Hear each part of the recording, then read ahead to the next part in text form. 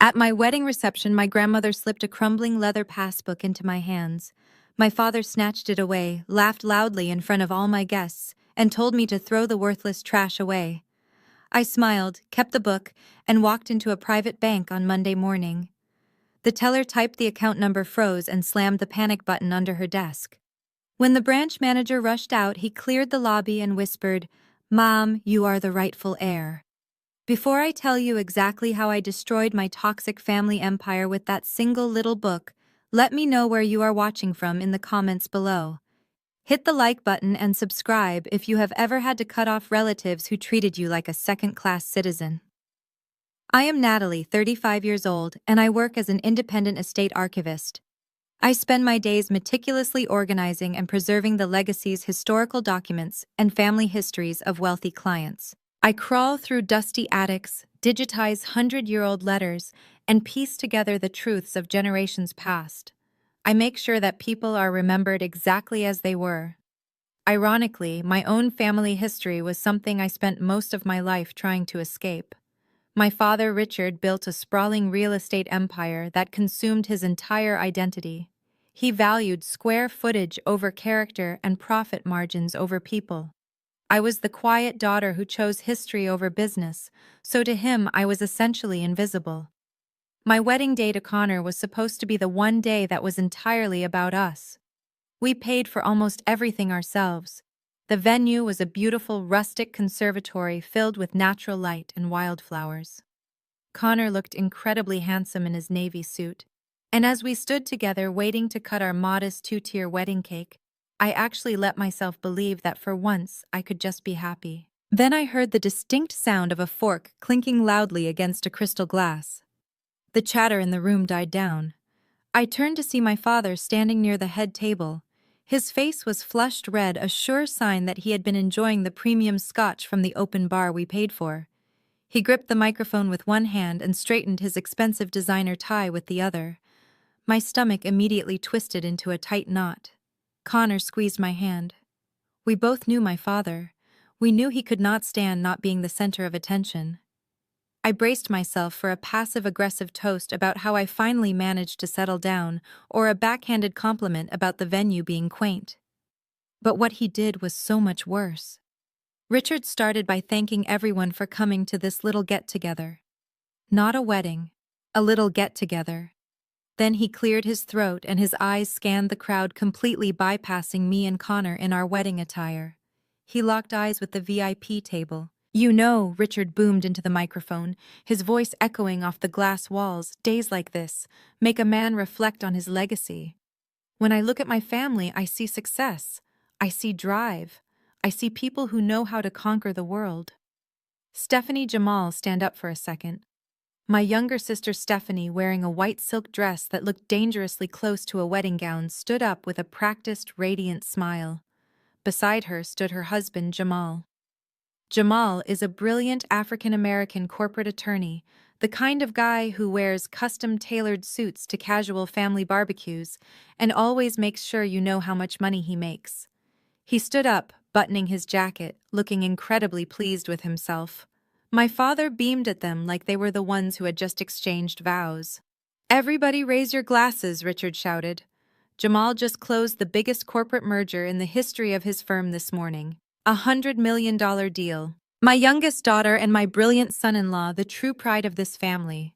Let us hear it for the real power couple. The room fell dead silent. A few confused guests politely clapped, but most people just shifted uncomfortably in their seats.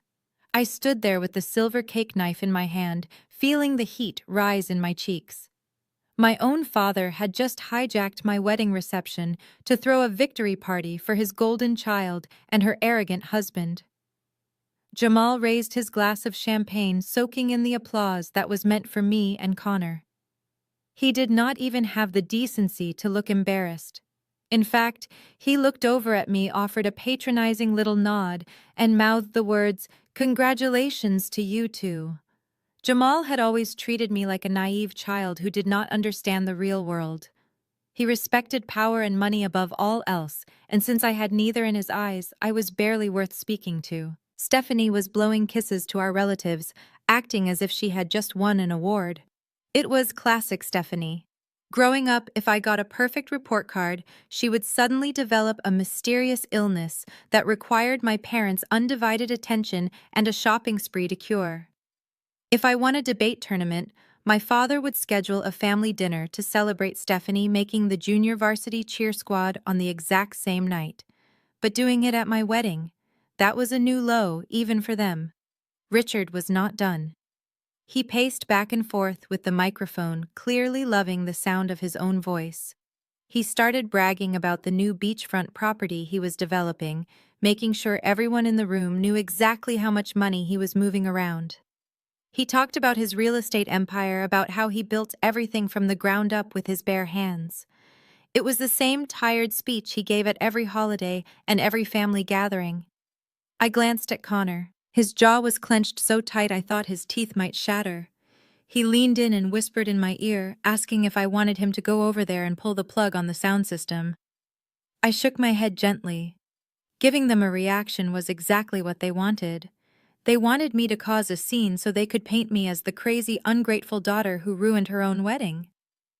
I was not going to give them the satisfaction, so I just stood there maintaining a calm, frozen smile. The photographer, a sweet girl we hired from the local arts college, looked absolutely mortified. She lowered her camera, unsure if she should be capturing this train wreck. I gave her a small nod to just take a break. Richard finally wrapped up his unsolicited keynote speech by raising his glass once more. To massive success, he declared loudly, and to my beautiful daughter Stephanie, who reminds me every day what winning looks like. Oh, and cheers to Natalie and Connor too. Enjoy the cake, everyone. He handed the microphone back to the DJ, who looked like he wanted the floor to swallow him whole. The music slowly faded back in, but the festive energy of the room was completely shattered. It felt like a corporate networking event where the host had just insulted half the guests. I took a deep breath, trying to push the heavy knot of humiliation down into my stomach. I had spent my entire life preserving the beautiful histories of other families, while mine constantly erased me. But little did I know the real legacy of this family was sitting quietly in the corner of the room, waiting to hand me the ultimate revenge. Connor pulled me gently toward the center of the room, signaling the DJ to play our song. I just wanted to rest my head against his chest and sway to the music, pretending the last 5 minutes had not happened. The opening acoustic guitar chords filled the conservatory. We took exactly 2 steps together before the music abruptly screeched to a halt. I spun around. My father was standing right next to the DJ booth, waving his hands wildly. Hold on, cut the track!" Richard shouted, his voice booming without the microphone. I forgot the most important part of my toast. You really thought I was going to let everyone just eat cake and go home without acknowledging the elephant in the room? He walked straight onto the polished wood of the dance floor, inserting himself directly between Connor and me. The lingering awkwardness in the room mutated into genuine tension. My mother sat at her table sipping her wine, looking completely unbothered by her husband's behavior. She always enabled him, viewing his cruelty as just a quirky side effect of his brilliant business mind. Richard looked at Connor and gave a condescending chuckle. Look, I know this whole rustic barn aesthetic is very trendy right now. Very down to earth. Very you. But let us be honest with all our friends here. When Natalie came to me with the invoice for this little party, I had to laugh. I told my accountant to just pull some pocket change from our petty cash fund to cover this budget wedding. I mean, somebody had to step up, right? We all know my oldest daughter spends her days digging through dusty old boxes for minimum wage. He turned to the crowd, acting like he was doing a stand-up comedy routine. Seriously, folks, she calls herself an estate archivist. It is a very cute hobby. Really, it is. But let us not pretend it actually pays the bills. If it were not for my real estate company keeping this family afloat, I do not know where she would be. Probably still living in her childhood bedroom, hoarding old newspapers. My face burned so intensely I thought my skin might peel off.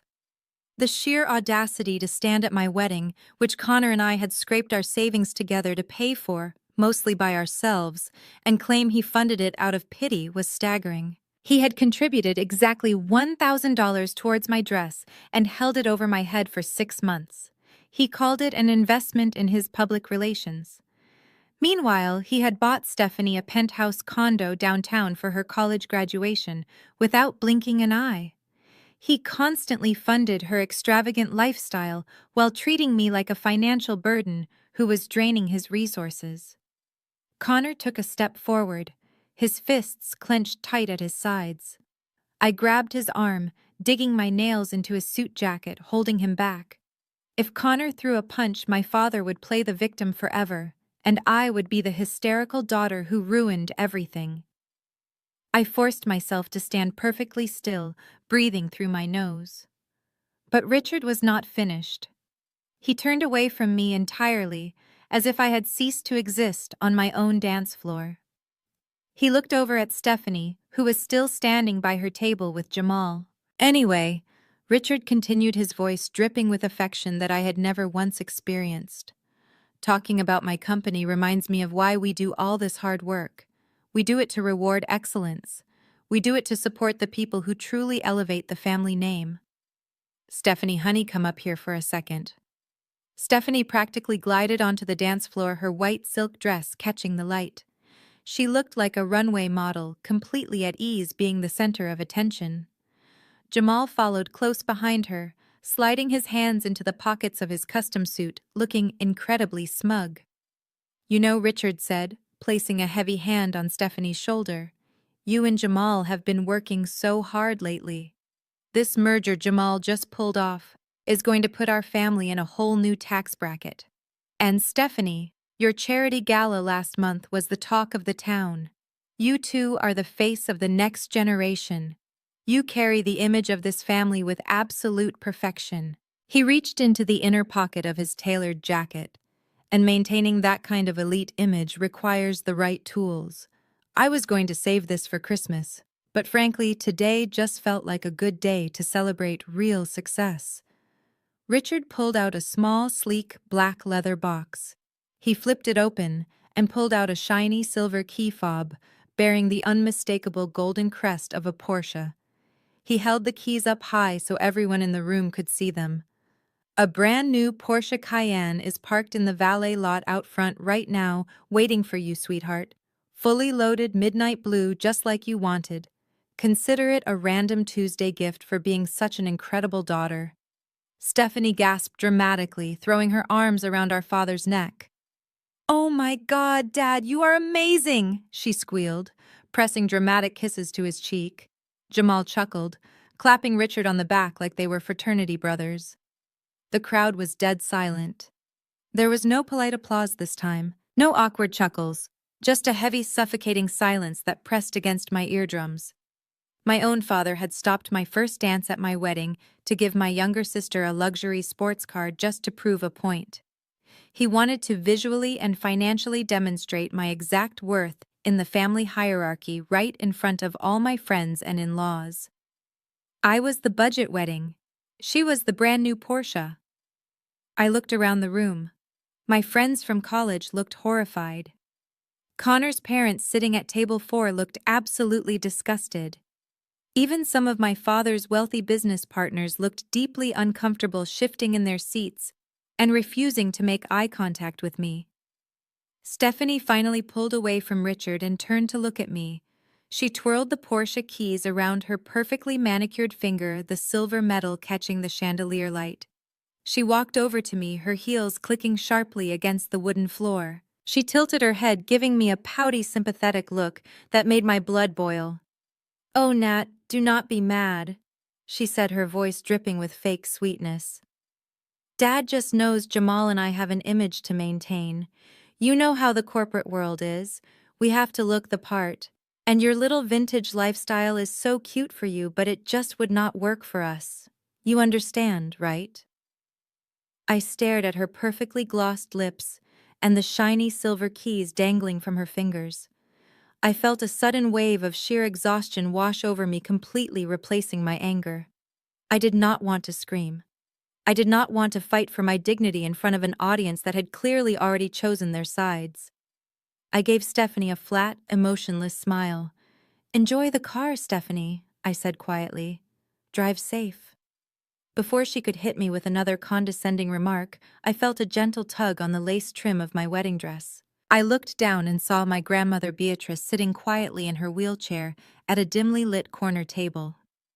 She had been pushed to the side, literally and figuratively positioned near the kitchen doors, where the waitstaff constantly brushed past her. My father's mother was 82 years old, a woman who had survived the loss of her husband and the slow, agonizing theft of her independence. Richard had been trying to force her into a state-run nursing care facility for the past 3 years, claiming her mind was rapidly deteriorating.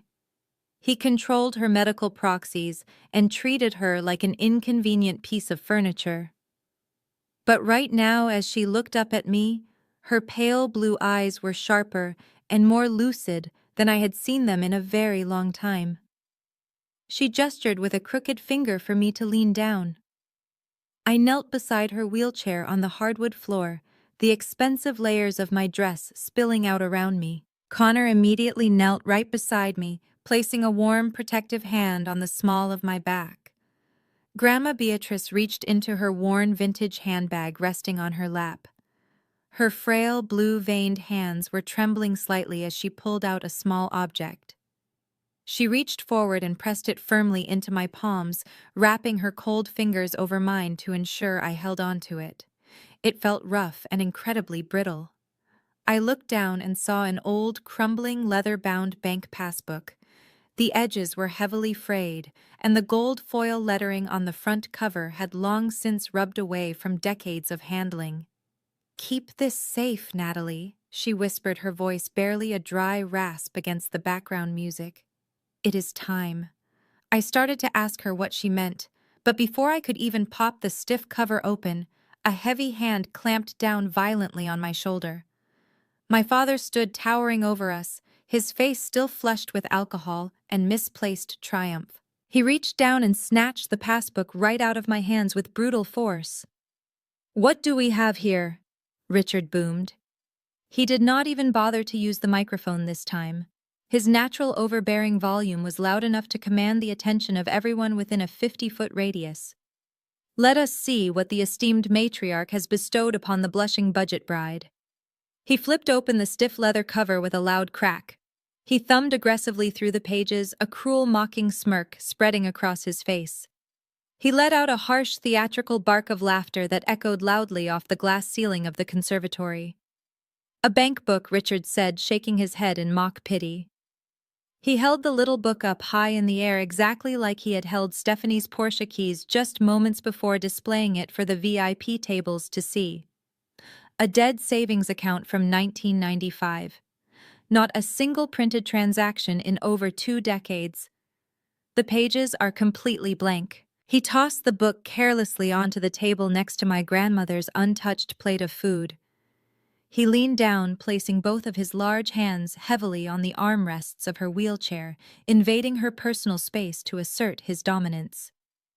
"Mom, you really need to let the nurses check your medication levels again," he said loudly, making sure his wealthy business partners could hear his feigned concern. "You are living in the past." Then he turned his cold gaze back to me. The fake fatherly warmth he had displayed during his speech was completely gone, replaced by pure contempt. "Throw it in the trash, Nat. It is completely worthless, just like your grandmother's memory. Come to my corporate office next week, and I will have my accountant cut you a check for a couple $100 so you do not feel completely left out today." I saw a brief flash of profound hurt cross Grandma Beatrice's weathered face before she quickly masked it with a stony, unreadable expression. Seeing him humiliate an old woman in a wheelchair, his own mother, was the final straw. Something inside me finally snapped. But it was not loud. It was not explosive or hysterical, which is exactly what he wanted. It was a cold, absolute, and terrifying clarity. I did not cry. I did not yell. I calmly stood up, reached over my father's arm, and picked the worn leather book up off the table. I brushed a small breadcrumb off the ancient cover. I unclasped my white bridal clutch, slid the passbook securely inside, and snapped the gold clasp shut with a sharp, decisive click. I looked my father dead in the eye, refusing to shrink under his intimidating stature. "Thank you for coming to my little get-together, Richard," I said, my voice completely steady and deadpan. "But Connor and I have a honeymoon flight to catch." I turned my back on him. I knelt down one more time and hugged my grandmother tightly, smelling the familiar scent of lavender powder. When I pulled away, I locked eyes with her. Through the wrinkles and the physical frailty, I saw a fierce, burning intelligence staring back at me. She gave me a single microscopic nod, a silent, unbreakable confirmation between the two of us. Connor stood up tall, offering me his arm. We turned and walked straight toward the main exit of the conservatory. The crowd parted for us in absolute silence. No one threw celebratory confetti. No one clapped or cheered. They just stared, watching the bride and groom leave their own reception in quiet defiance. As we reached the grand double doors leading out to the valet parking lot, Jamal stepped directly into our path, blocking the exit. He had one hand casually tucked into his expensive tailored trousers, the other holding a fresh glass of premium champagne. "Leaving so soon?" Jamal sneered, looking Connor up and down with blatant, unfiltered disgust. "Listen, man, I know tonight was a little rough on the ego. Getting upstaged is tough. But if you are tired of struggling on a blue-collar budget, let me know. I can probably talk to the Human Resources Department at my law firm and get you a job working in the mailroom. It comes with basic dental benefits, which I am sure you two desperately need right now." Connor tightened his grip on my arm, his jaw flexing visibly under his skin. But instead of taking the bait, he just smiled at Jamal.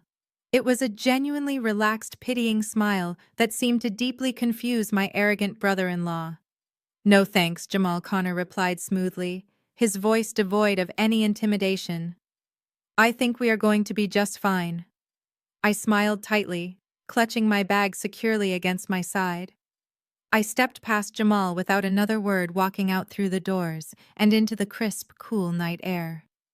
I took a deep breath, finally free from the suffocating atmosphere of my family's toxic theater. I did not know it yet as I sat in the back of our modest rental car driving away from my ruined wedding. But that little leather book resting quietly in my clutch was not a dead savings account. It was a ticking time bomb, and the countdown to their absolute destruction had just begun. Connor and I were supposed to be packing for our honeymoon. We had booked a modest week-long stay at a quiet bed and breakfast upstate, and our flight was leaving in just 3 days. But when Monday morning rolled around, I could not focus on packing a single suitcase. My mind was entirely consumed by the crumbling piece of leather sitting on my nightstand. I woke up at 6 in the morning, brewed a strong pot of black coffee, and sat at the kitchen table, just staring at the passbook. As an estate archivist, I handle decaying artifacts, family Bibles, and forgotten legal documents all the time. I know how to read the history of an object just by touching it. The paper inside the book was mid-century high-rag content, which explained why it had survived so well despite being neglected. But the leather cover was suffering from dry rot, indicating it had been hidden somewhere with poor climate control, probably a safe deposit box or a forgotten floorboard. The faint embossed logo on the front belonged to a highly exclusive private banking firm located right in the center of the downtown financial district. I kissed Connor on the forehead while he was still sleeping, carefully placed Grandma Beatrice's passbook into my sturdy leather tote bag, and drove downtown. The private bank was the kind of financial institution that did not bother with flashy outdoor advertising or standard cash machines. The building was wrapped in heavy gray stone and thick tinted glass, projecting an aura of intimidating old money. Walking through the heavy brass double doors felt like entering a silent mausoleum for the ultra-wealthy. The floors were pristine imported marble and the air smelled faintly of expensive cedar and lemon polish. I walked up to the main reception desk. The teller, a woman with a sharply tailored navy blazer and a perfectly stiff blonde updo, looked me up and down. Her eyes quickly catalogued my practical wool cardigan, my sensible walking flats, and my canvas tote bag. Her expression immediately settled into a mask of polite condescension. She clearly decided I was either lost or walking in to ask for directions to a public subway station. How can I assist you today, Mom? She asked, her tone dripping with forced patience. I reached into my bag and gently placed the brittle leather passbook onto the polished marble counter. I would like to check the status of this account, I said, keeping my voice low and even. My grandmother gave it to me this weekend, and I need to know if it is still active. The teller let out a soft, barely audible sigh. She reached out and grabbed the book carelessly, her long manicured nails scraping against the fragile, decaying leather. I instinctively winced. She flipped it open to the first blank page, looking at the handwritten alphanumeric account number stamped at the top. Mom, we do not typically handle vintage savings bonds or petty cash redemptions at this branch, she said, sliding the book back toward me, just a fraction of an inch. You might have better luck taking this to a standard retail bank. They can look up the archival records for closed accounts from the 90s. My grandmother specifically told me to bring it here. I insisted, pushing the book firmly back across the marble. Just type in the number, please. She gave me a tight, patronizing smile, clearly annoyed that I was wasting her valuable time. Fine, she murmured, tapping her perfectly manicured fingers across her mechanical keyboard. Let me just pull up the archive database. I stood there, shifting my weight from one foot to the other. I watched her eyes tracking the screen. She typed in the long string of faded numbers, hit the enter key, and waited. The computer system let out a sharp metallic error chime. The teller frowned. She backspaced. The entry muttered something under her breath about outdated routing formats and typed the numbers in a second time, much slower. She hit enter again. This time there was no error chime. Instead, her entire computer monitor flashed a brilliant, glaring red. The reflection of the screen illuminated her pale face. The ambient background noise of the quiet bank suddenly seemed to completely vanish, leaving a ringing silence in my ears. The teller stopped typing. Her hands hovered over the keyboard, frozen in place. She stared at the screen, and I watched the color rapidly drain from her cheeks, leaving her looking physically ill. She swallowed hard, her throat bobbing visibly. Is there a problem? I asked, my voice suddenly feeling very small in the massive, cavernous room. She did not answer me right away. Her eyes darted frantically from the glowing red screen down to the crumbling leather book on the counter, and then finally up to my face. The polite condescension was completely gone, replaced by absolute wide-eyed panic. Please wait right here for just one moment, ma'am, she stammered, her voice shaking so badly it cracked on the last word. Before I could ask her what was wrong, she slowly lowered her right hand beneath the heavy marble counter. I heard the faint but distinct mechanical click of a button being depressed. A silent alarm. A sudden chill shot straight down my spine. Out of the corner of my eye, I saw movement.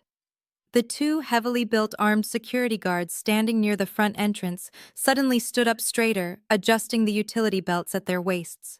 They exchanged a rapid, intense glance and immediately began walking across the marble lobby, positioning themselves strategically behind me. They did not draw their weapons, but their hands rested firmly on their holsters, and their eyes were locked dead on my back. My heart started hammering against my ribs like a trapped bird. Panic flooded my chest. Richard, my father, had beaten me to it. He must have called the police or the bank directors on Sunday right after the wedding and reported the passbook stolen. He had the money, the connections, and the vicious, vindictive streak required to do exactly that. He knew Grandma Beatrice had given it to me, but he would happily lie to the authorities and claim I manipulated a confused old woman into handing over stolen property. I was going to be arrested.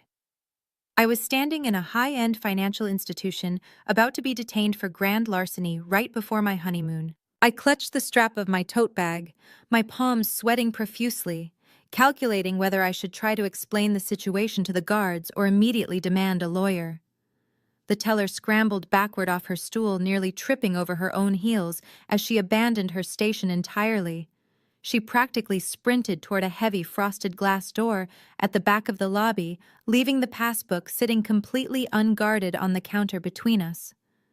I took a shallow, shaky breath, feeling the heavy presence of the two armed guards standing just inches behind my shoulders.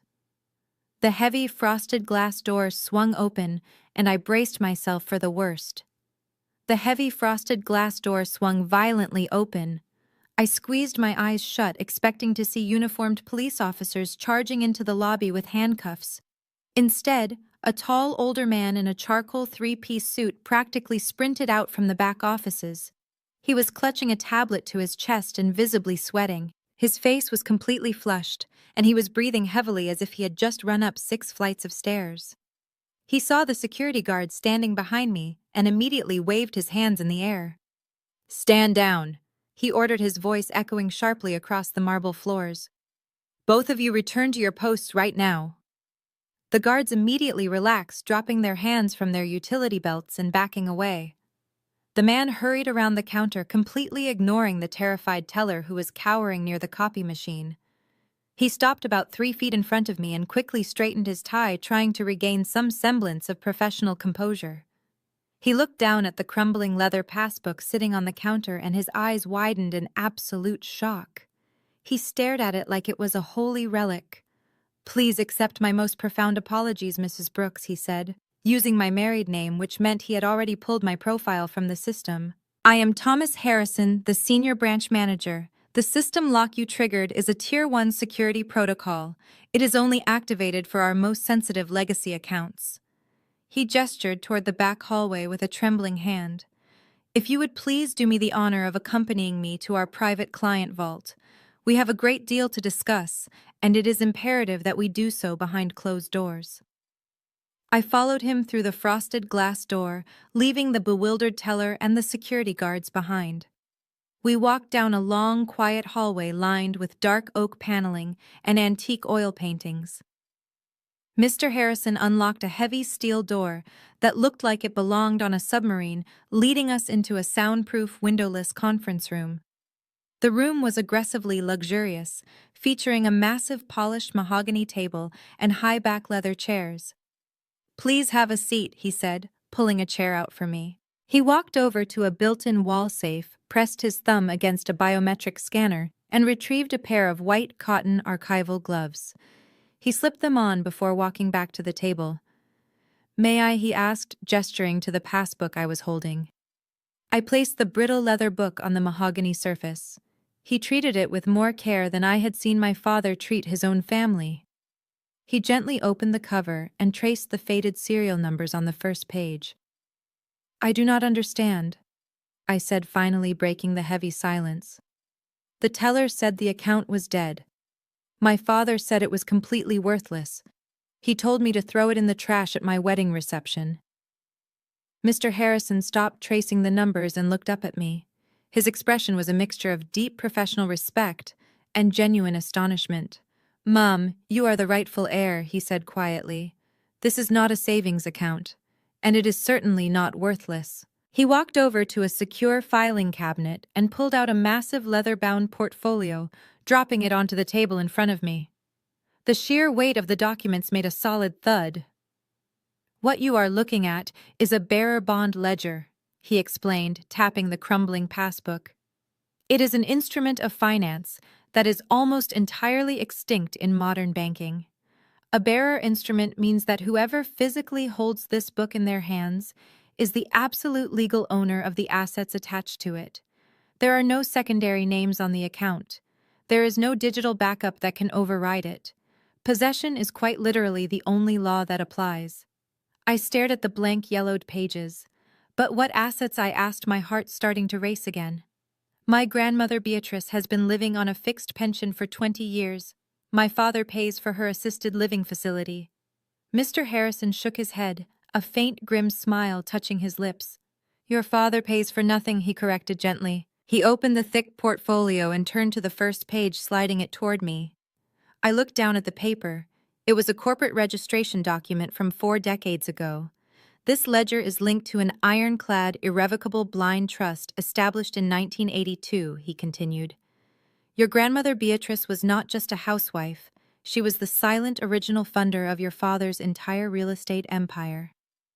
When Richard wanted to start his development firm, he was rejected by every major bank in the city. He had no capital and terrible credit. Your grandmother used her own inherited family wealth to stake his first 5 construction projects. I felt the air rush out of my lungs. My father had spent his entire life bragging that he was a self-made man.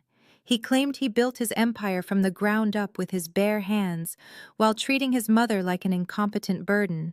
But she was not foolish enough to just hand him the money, Mr. Harrison said, tapping the corporate charter. She structured the investment through this blind trust. She allowed Richard to operate as the chief executive officer and the public face of the company. She let him take all the credit and live the lavish billionaire lifestyle. But she quietly maintained the controlling interest. He pointed to a specific paragraph highlighted in the dense legal text. This passbook holds 51% of the voting shares for the entire corporate conglomerate. Every skyscraper, every commercial warehouse, every beachfront development your father claims to own belongs primarily to this trust. Richard never actually owned his company. He is just a glorified employee. And because you now hold the bearer ledger, you are his boss. The room started to spin. I grabbed the edge of the mahogany table to steady myself. The mansion, the private jets, the brand new Porsche he had just bought for Stephanie to humiliate me. All of it was funded by a company that belonged to the woman sitting quietly in a wheelchair in the corner of my wedding venue. The woman my father publicly ridiculed and threatened to institutionalize. Mr. Harrison flipped to another section of the portfolio, revealing dozens of formal legal complaints, letters of demand, and aggressive corporate injunctions. I immediately recognized the letterhead on several of the documents. They were from Jamal's prestigious law firm. Jamal had been using his corporate legal team to wage a secret war against the bank on my father's behalf. Your father has been desperately trying to liquidate this trust and seize total control of the assets for the past 5 years, Mr. Harrison explained, his tone growing dark. He has sent his lawyers here repeatedly. He has threatened to sue us into the ground. He even tried to claim that the ledger was destroyed in a house fire to force a mandatory asset release. So why did he not just take the money, I asked, feeling a surge of protective anger for my grandmother. Because our bank charter is legally impenetrable, Mr. Harrison replied, leaning back in his chair. We require the physical presentation of the bearer book to authorize any changes to the trust structure. Your father turned your grandmother's house upside down looking for it before he forced her into that facility. He tore up the floorboards.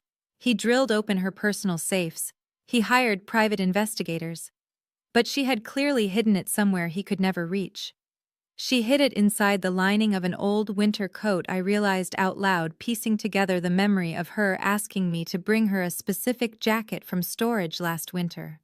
She knew exactly what she was doing. She knew Richard was tearing the house apart, so she kept it sewn inside a coat she wore every single day. Mr. Harrison nodded solemnly. Your grandmother knew her mind was beginning to fail her. She knew that if Richard got his hands on this book, he would dissolve the trust, cut her off entirely, and likely disinherit you completely in favor of your younger sister. By handing this ledger to you in front of witnesses at a major family event, she executed a perfectly legal transfer of ultimate corporate authority. He pushed the heavy portfolio entirely across the table until it rested right against my hands. I looked down at the dense stacks of financial statements, property deeds, and offshore account balances. The numbers printed on those pages were staggering. It was not just millions, it was hundreds of millions.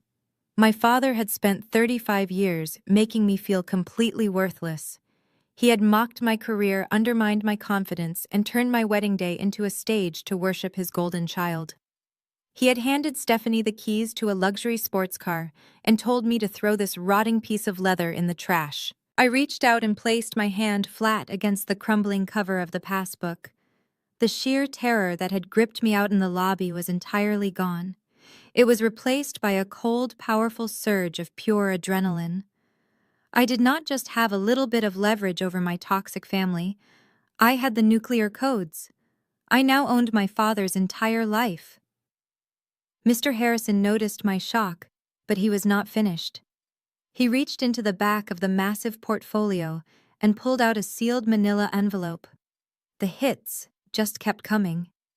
He slid a stack of photocopied medical documents across the polished mahogany table. I looked down and saw my grandmother's name printed at the top of a psychiatric evaluation form. The paperwork was dated just 3 weeks ago. My father did not just want the money, Mr. Harrison said, his voice tightening with professional disgust. He wanted to ensure your grandmother could never legally challenge him. These are copies of competency evaluations your father submitted to our legal department. He hired a private physician to declare Beatrice severely impaired by dementia. He applied for absolute medical and financial power of attorney. He was trying to completely erase her legal autonomy. I felt physically sick. My father had stood at my wedding and joked about his own mother's memory slipping, but behind closed doors, he was actively trying to strip away her basic human rights. He wanted to lock her in a state facility and throw away the key, all so he could drain the trust she had built. But it did not work, I said, looking up at Mr. Harrison. No, it did not, he confirmed, tapping the corporate charter. Because your grandmother was a brilliant woman. When she established this blind trust, she included a highly specific fail-safe provision. No power of attorney, no medical proxy, and no outside legal decree can override the trust without the physical presentation of the bearer bond ledger. Your father had the forged medical documents, but because he could not produce the little leather book you are holding, our legal department rejected his claim entirely. He has been backed into a corner ever since. While I was absorbing the terrifying reality that my own father was an active criminal, my cell phone suddenly started vibrating violently against the wooden table. The sudden buzzing sound made us both jump. I looked down at the screen. The caller ID displayed Jamal's name. Jamal never called me. In the 5 years he had been dating and then married to my sister Stephanie, I could count the number of times we had spoken on the phone on one hand. He usually communicated with me through Stephanie or just ignored my existence entirely. I picked up the phone and swiped the green answer button, holding it to my ear. I did not even get a chance to say hello. Listen, Nat, Jamal barked, his voice sharp and incredibly impatient. The background noise of his high-end downtown law firm echoed through the receiver. I could hear paralegals talking and phones ringing. I do not have time for games today. You need to get down to my office right now. I kept my voice perfectly flat. Excuse me, I asked. Your grandmother made a complete mess this weekend with that old bank book. He sighed loudly, speaking to me as if I were a particularly slow intern who had just spilled coffee on his shoes. Richard is losing his mind over it. He is threatening to cut off the wedding vendor payments because of the little stunt you pulled walking out early. I told him I would handle it. Get here immediately so we can clean up Beatrice's mess. Jamal had absolutely no idea. He thought the passbook was exactly what my father said it was, an expired, worthless relic. He thought I was just holding on to it to be stubborn. And because Jamal was a fiercely arrogant corporate lawyer, he assumed he could just snap his fingers and intimidate me into compliance. I am actually a bit busy this morning, Jamal, I replied, keeping my tone deceptively mild. Connor and I have a honeymoon to pack for. I do not care about your budget vacation, Nat. He snapped, his patience completely evaporating. This is not a request. Your father is my biggest client and his business is currently restructuring. We need to clear out all the old family liabilities today. If you do not bring that book to my office in the next 20 minutes, I am going to have my associates draft a formal injunction against you for withholding family property. Do not make this harder than it has to be. He hung up the phone without waiting for a response. The line went dead with a sharp click. I slowly lowered the phone to the table. For my entire life, I had let people like Jamal and Richard dictate my every move. I had shrunk myself down to avoid their anger. I had smiled politely while they insulted my husband, my career, and my self-worth. But the woman who had walked into this bank 30 minutes ago was not the same woman sitting in the leather chair right now. Is everything all right, Mrs. Brooks? Mr. Harrison asked, leaning forward with a look of genuine concern. Everything is perfectly fine, Mr. Harrison, I said. In fact, things have never been clearer. I stood up and picked up the crumbling leather passbook, carefully sliding it into the secure inside pocket of my canvas tote bag. I looked down at the massive portfolio of corporate documents, the undeniable proof of my father's lies, and Jamal's aggressive legal manipulation. "Mr. Harrison," I said, my voice steady and commanding, "I need you to print me 5 years of transaction histories for the entire trust. Every single withdrawal, every single wire transfer, every corporate expense my father has authorized. I want it all on paper." Mr. Harrison raised an eyebrow, clearly surprised by my sudden shift in demeanor. "That is going to be a substantial amount of paperwork, ma'am. It might take a few minutes to authorize and print." "I have the time," I replied, crossing my arms. "And while you are doing that, please prepare whatever formal paperwork I need to sign to legally register myself as the active holder of this ledger. I want my name officially on the record before I leave this building." Mr. Harrison smiled a genuine, respectful smile that completely transformed his face. "It would be my absolute pleasure, Chairwoman Brooks." 10 minutes later, I walked out of the private client vault, carrying a tote bag that was significantly heavier than when I arrived. Inside it was a thick stack of freshly printed financial documents wrapped in a discreet black folder. The papers detailed exactly how Richard had been hemorrhaging money and funneling corporate funds through questionable channels. The terrified teller from earlier watched me walk across the lobby, her eyes wide with lingering panic, but I did not even glance in her direction. The security guards immediately stepped aside to open the heavy brass doors for me. I stepped out into the crisp morning air, the bustling noise of the financial district washing over me. Jamal wanted me at his office. He wanted to intimidate me in his expensive glass-walled conference room, surrounded by his framed degrees and his arrogant sense of superiority. He wanted me to hand over the only thing protecting my grandmother from being locked away. I hailed a passing taxi and slid into the back seat. I gave the driver the address for Jamal's prestigious downtown law firm. I rested my hand on my tote bag, feeling the solid weight of the documents inside. I was heading straight into the lion's den, but for the first time in my life, I was the one holding the loaded gun. The taxi pulled up in front of a massive glass and steel skyscraper in the heart of the financial district. I paid the driver and stepped out onto the busy sidewalk, clutching my canvas tote bag tightly against my side. Jamal's law firm occupied the top 3 floors of the building. It was the kind of corporate environment designed specifically to make you feel small and insignificant the moment you walked through the revolving doors. I crossed the expansive marble lobby and stepped into the express elevator, watching the floor numbers climb higher and higher. When the elevator doors parted, I stepped out into a reception area that looked like a modern art museum. Everything was sharp angles, cold slate, and polished glass. The receptionist, a young woman wearing a headset and a perfectly tailored suit, barely glanced at me when I gave her my name. She simply pointed toward a long hallway lined with floor-to-ceiling glass conference rooms. I walked down the hallway, my sensible flats completely silent on the thick plush carpet. I spotted them in the largest corner office at the very end of the hall. The walls were entirely transparent, allowing me to observe them before they even noticed I was there. My father Richard was pacing back and forth near the massive windows, looking out over the city skyline. He looked incredibly irritated, repeatedly checking the heavy gold watch on his wrist. Stephanie was sitting at the massive granite conference table, scrolling through her phone. She was wearing designer sunglasses indoors and holding a tiny porcelain espresso cup. They looked like a wealthy family waiting out a minor flight delay, completely unbothered by the fact that they had absolutely ruined my wedding just 2 days prior. I took a deep breath, feeling the solid weight of the black folder inside my bag, and pushed the heavy glass door open. Stephanie looked up from her phone and let out an exaggerated sigh. "Oh, you finally made it," she said, setting her espresso cup down on a leather coaster. "Dad was just about to have his assistant call you again. I was starting to think you got lost on the subway." "I did not take the subway, Stephanie," I said, walking toward the empty side of the table. "And I am exactly on time." Richard turned away from the window and glared at me. His eyes darted to my practical clothing and the canvas bag slung over my shoulder. He let out a familiar, condescending scoff.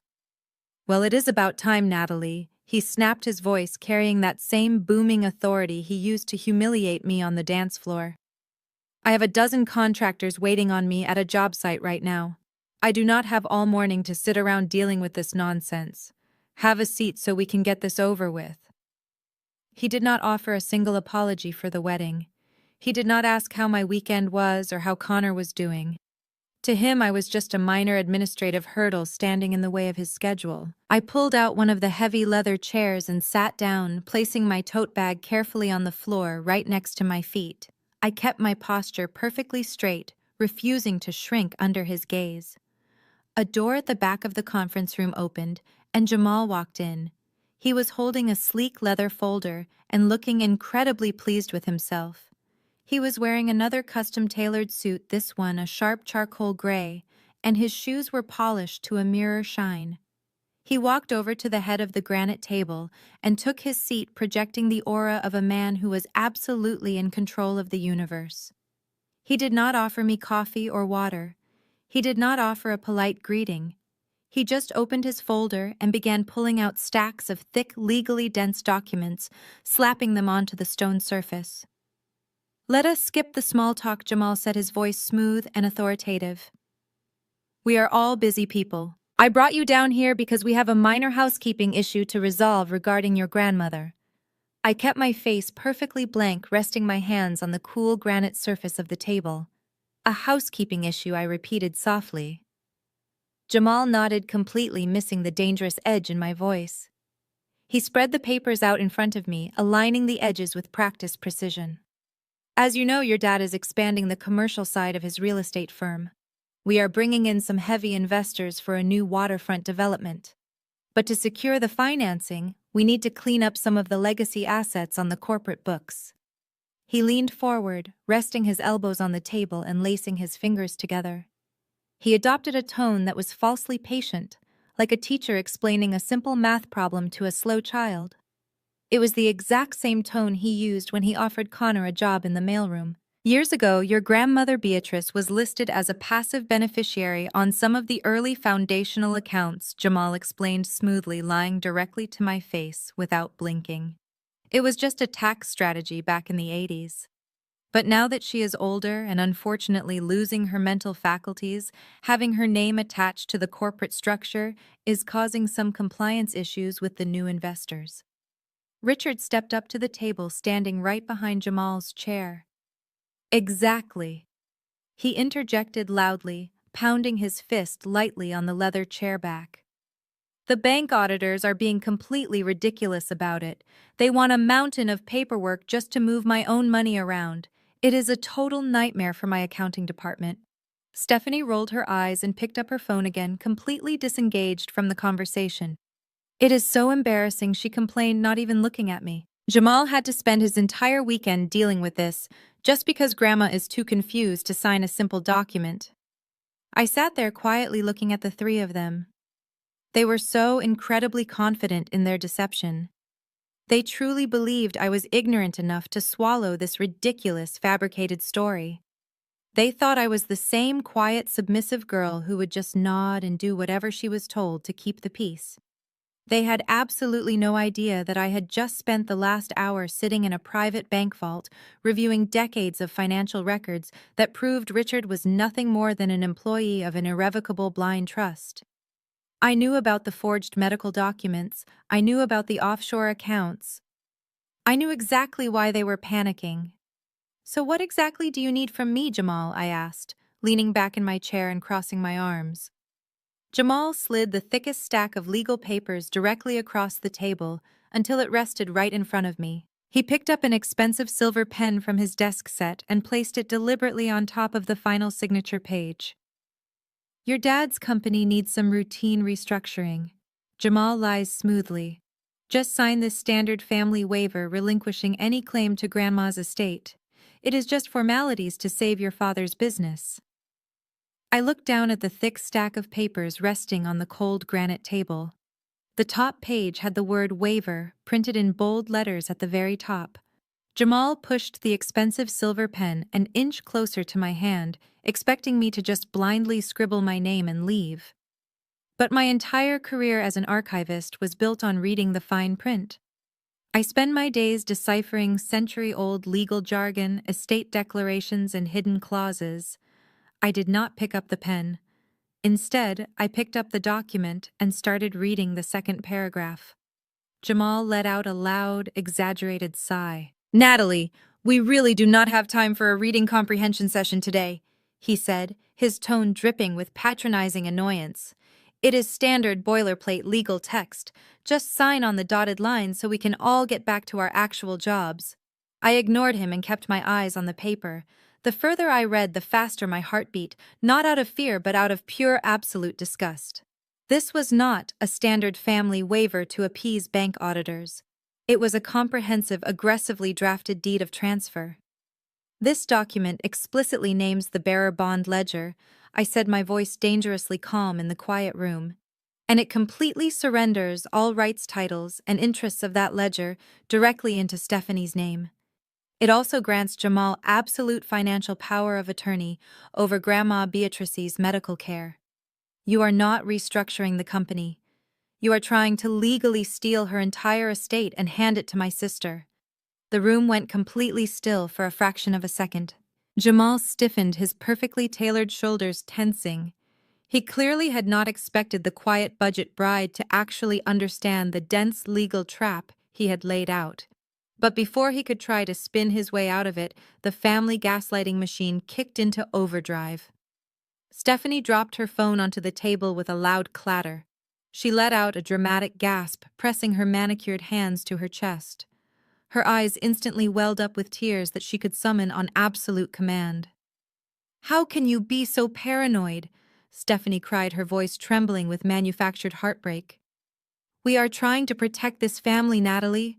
Grandma is sick and Dad is under so much pressure to keep the business afloat. Jamal spent hours drafting this to save us, and you are sitting there accusing him of stealing." She stood up from her chair, pacing tightly near the window, wiping away a single perfectly timed tear. "You are ruining everything," she sobbed. "Do you have any idea what is at stake here? If you do not sign this document, Jamal and I will lose the down payment on our second vacation home in Aspen. We already signed the escrow papers based on this restructuring. If the deal falls through, we lose hundreds of thousands of dollars. Why are you always so unbelievably selfish?" I stared at her, letting her words hang in the air. I had spent the last 2 years saving every spare dime, clipping coupons, and taking extra archiving contracts just to afford the catering at my modest wedding. A wedding that they had actively tried to ruin. And now my younger sister was standing in a high-rise corporate office crying because my refusal to sign away our grandmother's life savings might cost her a second luxury vacation home in the mountains. The sheer absurdity of it was staggering. "You want me to sign away Grandma's trust fund so you can buy a ski lodge?" I asked flatly, refusing to validate her tears. Richard had heard enough. He slammed both of his large, heavy hands down on the granite table with such explosive force that Stephanie's porcelain espresso cup rattled against its saucer. He loomed over me, his face turning a dangerous shade of purple. The veins in his neck bulged as he unleashed the ultimate toxic parent guilt trip. "Do not sit there and question my attorneys in my presence," Richard roared, his voice echoing violently off the glass walls. "Who do you think you are? You are nothing without me. I built this family from the ground up. I put a roof over your head. I clothed you.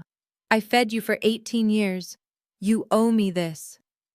He pointed a thick, accusing finger right at my face. "You chose to waste your life playing with dusty old papers while your sister actually built a legacy. I am the only one protecting your grandmother. I am the only one keeping the lights on. You owe me everything, Natalie. Now pick up that pen and sign the damn paper before I cut you out of this family forever." It was the exact same script he had used my entire life.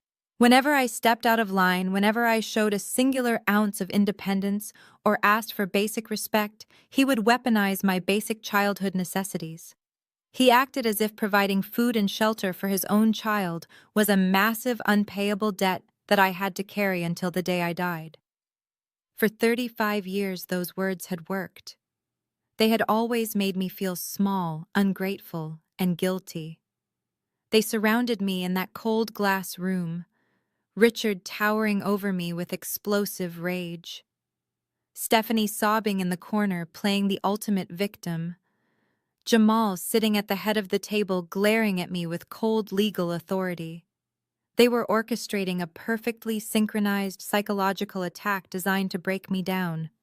They were waiting for me to fold exactly the way I always did when I was a terrified teenager.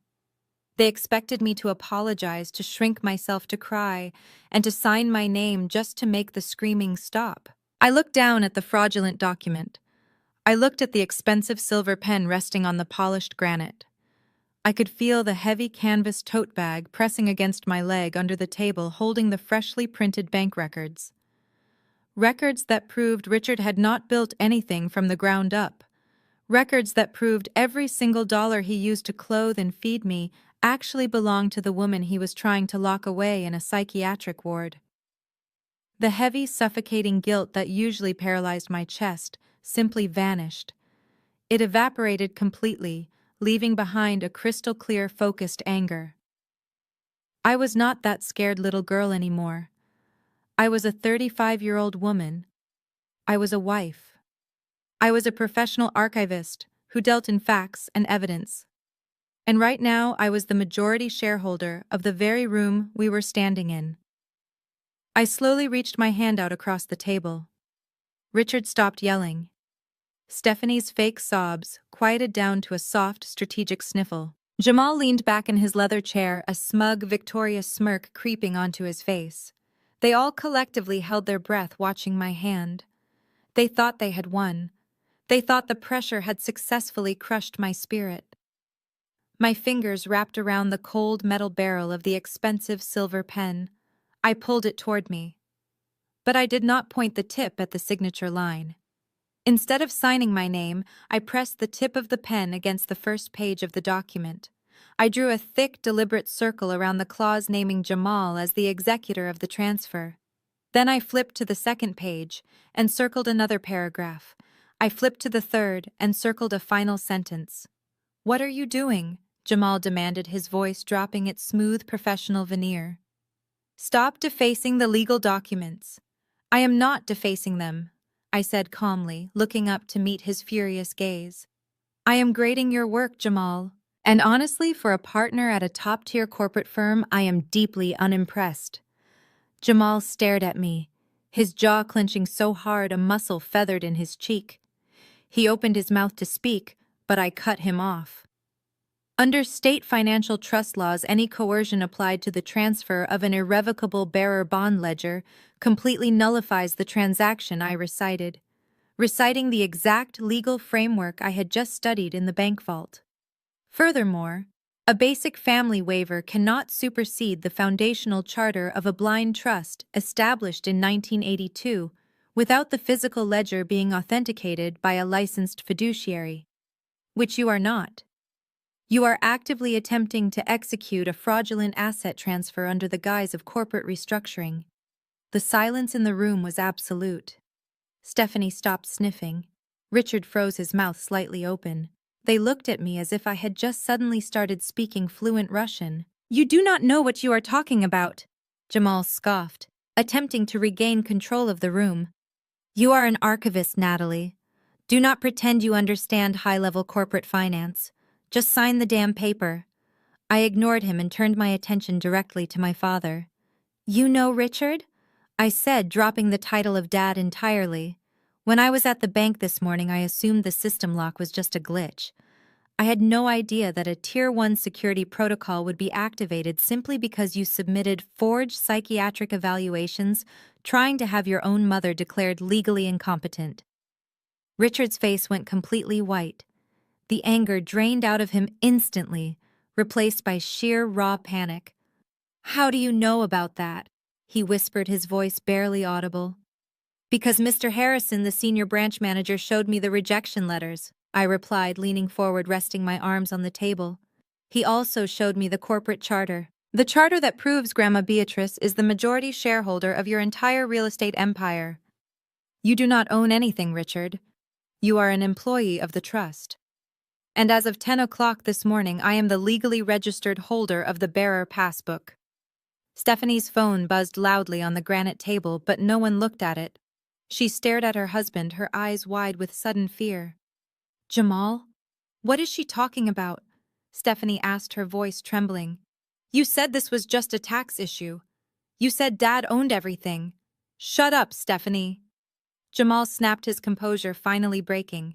He leaned across the table, placing his hands flat on the granite. He dropped the friendly brother-in-law act completely. His eyes were cold and calculating, entirely devoid of any familial warmth. Listen to me very carefully, Natalie. Jamal hissed, his voice low and threatening. I do not care what some bank manager told you. You are completely out of your depth. You are dealing with hundreds of millions of dollars and a corporate structure that is vastly more complicated than some dusty old library records. If you try to claim ownership of that trust, I will personally bury you in so much litigation that you will be bankrupt before the end of the year. I will drag this through probate court for decades. I will make sure you cannot even afford a lawyer to defend yourself. He pointed a finger directly at my face. You are going to hand over that passbook, or I am going to destroy your life. Your modest little existence, your budget husband, your entire world will be crushed. Do you understand me? I looked at the three of them. My father, who was sweating profusely, staring at the floor in defeated panic. My sister, who was finally realizing that her luxury lifestyle was built entirely on a foundation of lies. And my arrogant brother-in-law, who thought he could still intimidate me into submission. I smiled. It was a genuine, deeply satisfied smile. I understand perfectly, Jamal, I said. I stood up from the heavy leather chair, pushing it back against the glass wall. I reached down and picked up my canvas tote bag, slinging it over my shoulder. I picked up the expensive silver pen from the table and casually tossed it onto his immaculate leather desk blotter. Keep the pen, Jamal, I said, my voice steady and unwavering. You are going to need it to write your resignation letter. I turned my back on them and walked toward the conference room door. Richard suddenly lunged forward, grabbing the back of my chair. Natalie, wait! He shouted, his voice cracking with desperation. You cannot just leave. We need to talk about this. We are family. I did not stop walking. I pushed the heavy glass door open and stepped out into the plush, quiet hallway. The receptionist at the front desk looked up in surprise as I strode past her, heels clicking rhythmically against the floor. I pressed the call button for the elevator, keeping my eyes locked on the digital floor indicator above the doors. I heard the conference room door slam open down the hall. Richard was shouting Jamal's name, demanding answers. Stephanie was crying hysterically, her voice echoing through the sterile corporate environment. The perfect facade of their wealthy, successful lives was actively crumbling right behind me. The elevator doors chimed and slid open. I stepped inside the empty car and pressed the button for the lobby. As the steel doors began to slowly close, I caught one final glimpse of my father sprinting down the hallway, his face twisted in absolute terror. The doors slid completely shut, cutting him off entirely. The heavy silence of the descending elevator wrapped around me. I leaned back against the mirrored wall, letting out a long, slow exhale. My hands were shaking slightly, not from fear, but from the massive adrenaline crash. I had done it. I had looked the monsters of my childhood directly in the eye and refused to blink. I reached into my pocket and pulled out my cell phone. I opened my messages and pulled up the new contact number Mr. Harrison had given me before I left the bank. My thumbs moved quickly across the screen. Freeze all of Richard's corporate accounts immediately, I typed. Initiate a full forensic audit of the entire trust. I hit send. The message bubbled up onto the screen, turning blue. I slid the phone back into my pocket as the elevator reached the ground floor. I walked out into the bright afternoon sunlight, taking a deep breath of the city air. The first domino had officially fallen, and I was ready to watch the rest of them crash to the ground. The freeze went into effect at exactly 8 o'clock on Tuesday morning. I knew this because Mr. Harrison, the senior branch manager, had sent me a brief, highly professional email confirming the action. I sat at my modest kitchen table wrapped in my cardigan, watching the clock tick past 8:15, imagining the exact moment my father's carefully constructed reality shattered into a million pieces. Richard always took his most important prospective clients to a ridiculously overpriced downtown country club for breakfast on Tuesdays. He loved to order the imported caviar omelet just to prove he could afford to waste the money. I pictured him sitting there in his custom-tailored suit, confident and booming, as the waiter approached with the leather check folio. He would have casually tossed his heavy metal platinum corporate card onto the silver tray, not even bothering to look at the total. And then the waiter would return. "Sir, the card has been declined." Richard would laugh it off, blame a bank routing error, and hand over his backup black card. Declined. The sheer public humiliation of a man who equated his entire self-worth with his credit limit, being unable to pay for breakfast in front of a wealthy investor, was absolute poetic justice. By 9 o'clock, the financial freeze had completely paralyzed the entire corporate structure. The irrevocable blind trust was the central artery pumping money into every subsidiary account my father and sister used to fund their lavish lifestyles. When Mr. Harrison clamped that artery shut upon my written authorization, everything stopped instantly. I imagined the frantic, chaotic phone calls, Richard screaming at his accounting department from the mahogany lobby of the country club, the accountants discovering they were completely locked out of the primary banking portal and realizing the supposed chief executive officer no longer had the authorization to move a single cent. And then the dominoes rapidly reached Stephanie. She was probably at her exclusive Pilates studio or browsing a high-end designer boutique when her titanium credit card suddenly turned into a useless piece of plastic. She could not buy her morning green juice. She could not pay for her valet parking. The bottomless well of our grandmother's money had finally run dry, and they were all crashing violently back to earth. Stephanie did not handle adversity with grace. When she realized Jamal could not instantly fix the problem with a threatening legal letter, she resorted to her favorite and most dangerous weapon: public manipulation. At 11 o'clock, my phone buzzed loudly with a notification. A cousin had tagged me in a Facebook post. I opened the app and found a video Stephanie had uploaded across all her social media platforms just minutes before. She was sitting in the living room of her sprawling luxury penthouse, wearing an oversized cashmere sweater, looking intentionally small and disheveled. She had positioned the ring light perfectly to capture her tear-stained face and messy bun. She did not look like an arrogant woman who had just been caught trying to steal from an 82-year-old woman. She looked like a terrified, helpless victim. I watched the video in complete disbelief, the volume turned up in the quiet kitchen. Stephanie stared directly into the camera lens, her voice shaking with highly practiced emotion. "I never thought I would have to make a video like this," she began, wiping a strategic tear from her cheek. "But my family is under attack, and I have to speak up to protect the people I love. As many of you know, my older sister Natalie has always struggled with deep jealousy regarding my success. We tried to include her. We tried to support her budget lifestyle. But this weekend she crossed a line I simply cannot forgive." She paused, taking a ragged, shaky breath for maximum dramatic effect. "Natalie has taken advantage of our grandmother Beatrice, who is currently suffering from severe dementia. She manipulated a confused elderly woman into handing over sensitive banking documents to steal control of our family business. She is freezing my father's accounts, attempting to ruin the company he built from nothing, all out of petty spite. It is textbook elder abuse, and my heart is completely broken." She did not mention the brand new Porsche she received right in the middle of my wedding reception. She did not mention the forged psychiatric evaluations Jamal had illegally submitted to the bank to strip Grandma Beatrice of her human rights. She spun a perfect, devastating narrative that painted me as a greedy, vindictive monster attacking a defenseless patriarch. And our extended family swallowed the lie completely whole. Within an hour, my phone became a toxic wasteland. Text messages flooded in from aunts, uncles, and cousins who had not even bothered to RSVP to my wedding. The hypocrisy was staggering. Relatives who had ignored Grandma Beatrice for a decade suddenly appointed themselves as her righteous defenders simply because Stephanie cried on camera. "How could you do this to your own father?" One aunt texted her, words dripping with judgment. "You are absolutely sick, Natalie.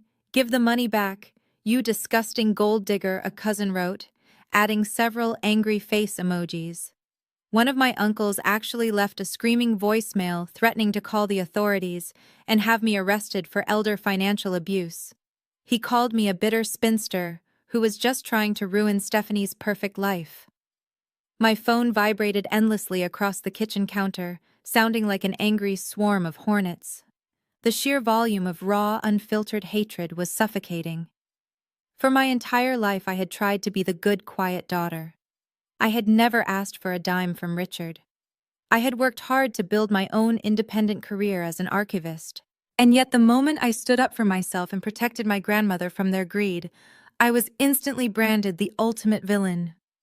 I felt my chest tighten, the familiar heavy weight of family guilt threatening to crush my new resolve.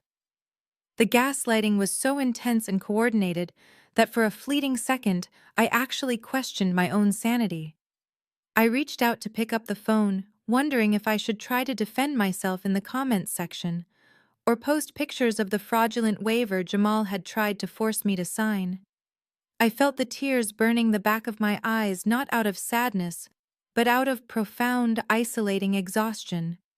Before my trembling fingers could touch the glowing screen, a large, warm hand covered mine. Connor gently but firmly pulled the phone away from my grasp. He had been standing behind me, watching the entire video over my shoulder and reading the vile text messages as they rolled in. His expression had hardened into pure, protective fury. He did not yell. He did not. He did not tell me to calm down or try to rationalize their toxic behavior.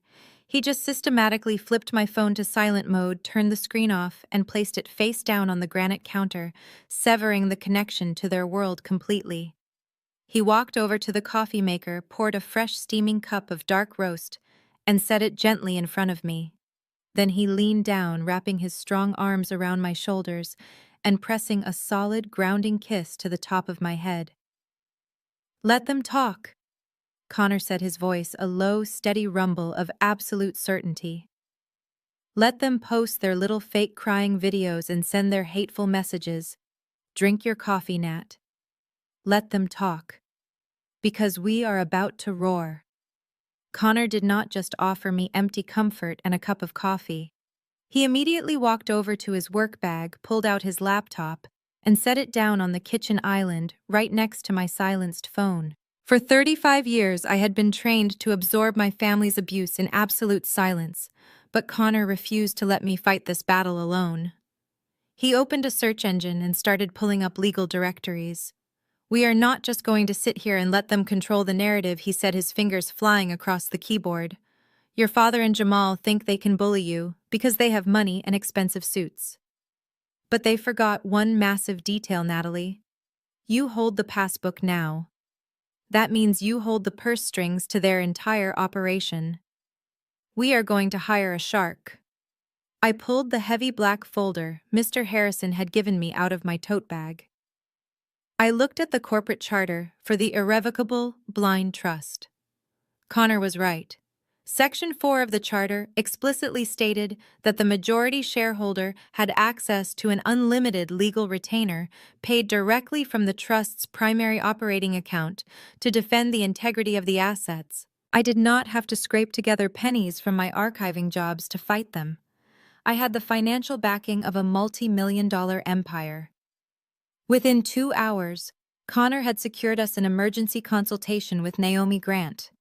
She was widely known as the most ruthless corporate litigator in the city. She did not work for a flashy glass-walled firm like Jamal. Her office was located in a stark, brutalist building that looked more like a fortress than a legal practice. When we walked into her office later that afternoon, she was sitting behind a massive slab of reclaimed wood, reading through a legal brief. She did not wear a perfectly tailored suit or offer us espresso. She wore a simple black turtleneck and had the cold, calculating gaze of a predator evaluating its prey. I sat down and slid the crumbling leather passbook across her desk along with the stack of documents Mr. Harrison had printed. I briefly explained the wedding, the forced waiver Jamal tried to make me sign, and the smear campaign Stephanie was currently running on social media. Naomi did not interrupt me once. She picked up the passbook, examined the dry, rotted leather, and then started flipping through the bank records. Her eyes scanned the numbers with terrifying speed. After 10 minutes of total silence, she closed the folder and folded her hands over it. "Your brother-in-law is a sloppy, arrogant fool," Naomi said, her voice raspy and devoid of any polite warmth. "He thinks he is the smartest guy in the room because he bullies small business owners and intimidates family members. But he just handed you the absolute perfect legal trap."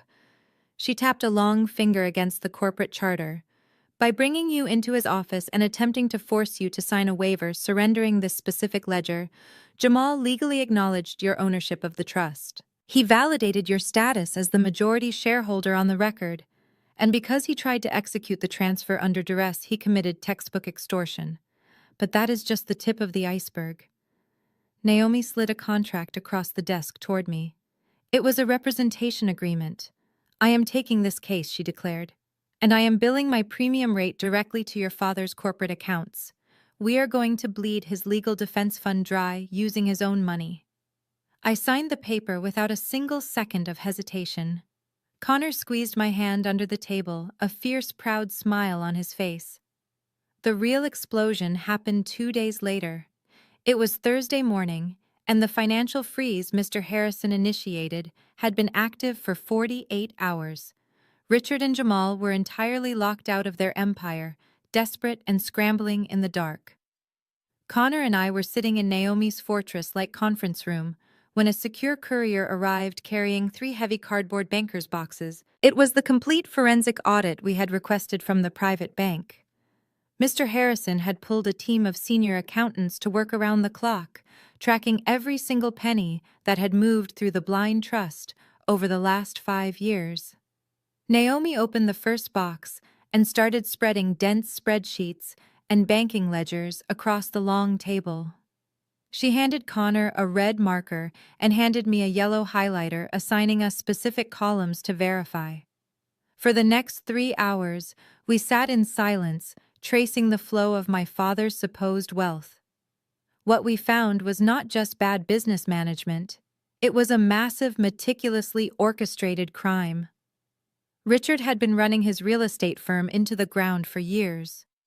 His luxury beachfront developments were completely stalled due to zoning violations and massive budget overruns. The company was actively hemorrhaging cash.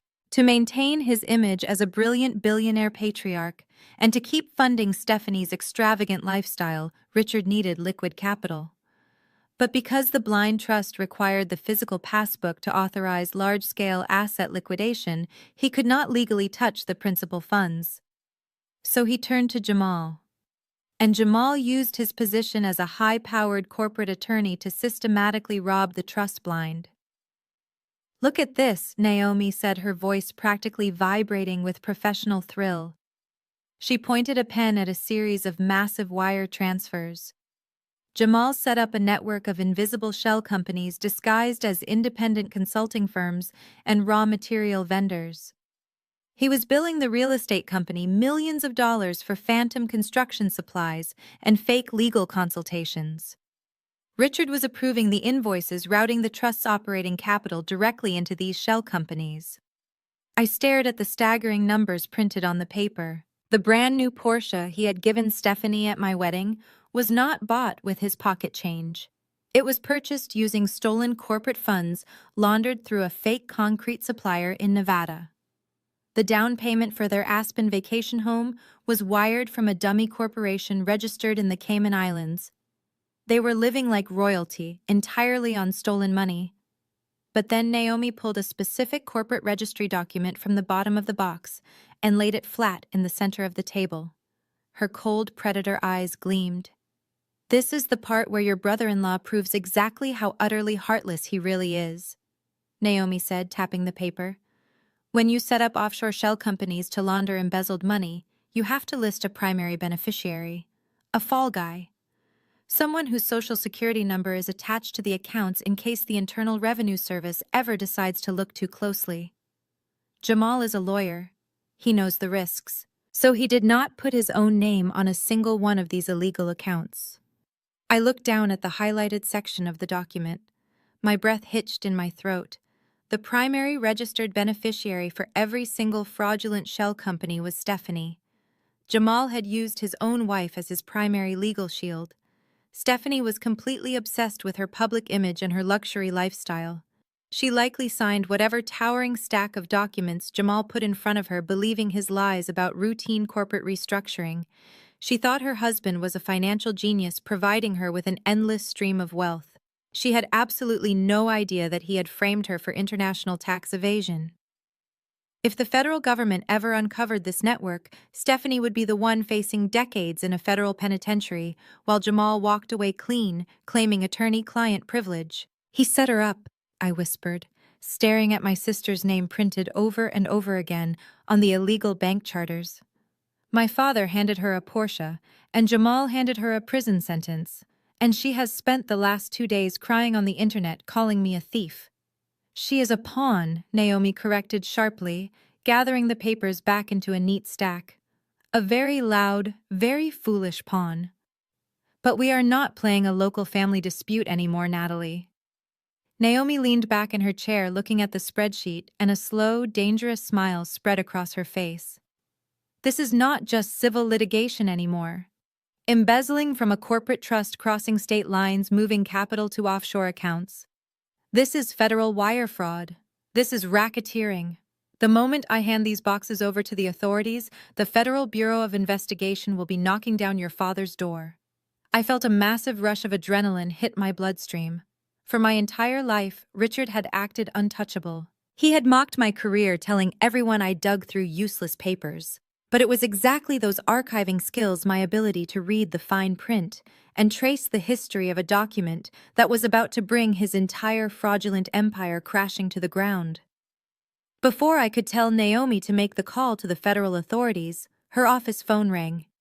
It was a sharp, piercing ring that cut through the heavy tension in the room. Naomi picked up the receiver, holding it to her ear. Her expression instantly shifted from triumphant satisfaction to cold, hard urgency. She listened for exactly 5 seconds before slamming the phone back onto the receiver. She stood up so quickly, her heavy chair scraped loudly against the hardwood floor. "That was the private investigator I hired to monitor your father," Naomi said, grabbing her briefcase and shoving the most critical audit files inside. "The bank freeze finally broke him. Richard cannot access a single dollar to pay his contractors or his lawyers. He knows the walls are closing in, and he is making a desperate move right now." I stood up, my heart hammering against my ribs. "Where is he?" I asked. "He is at the assisted living facility," Naomi replied, tossing me my canvas tote bag. "He showed up with a private ambulance and 2 crooked doctors. He is trying to physically force your grandmother out of the building to execute the forged medical power of attorney. We have to go now." Connor drove my modest sedan like it was a getaway vehicle. He wove through the heavy afternoon city traffic with intense, focused precision, while Naomi sat in the passenger seat, turning the car into a mobile war room. She had her laptop open on her knees and her cell phone pressed tightly to her ear. Naomi was not just calling any judge. She was calling a federal district judge she had gone to law school with. She rapidly outlined the massive scale of the wire fraud, the offshore accounts, and my father's immediate physical threat to a vulnerable elderly woman. By the time Connor violently swerved the car onto the quiet suburban street where the assisted living facility was located, Naomi had secured a verbal emergency injunction, and a digital mandate was already sitting in her email inbox. "Pull up right to the front doors," Naomi ordered, pointing at the expansive manicured lawn of the luxury facility. "Do not bother parking." As we tore up the circular driveway, I saw exactly what Naomi had been warned about. A private, unmarked ambulance was idling aggressively at the curb directly in front of the main entrance.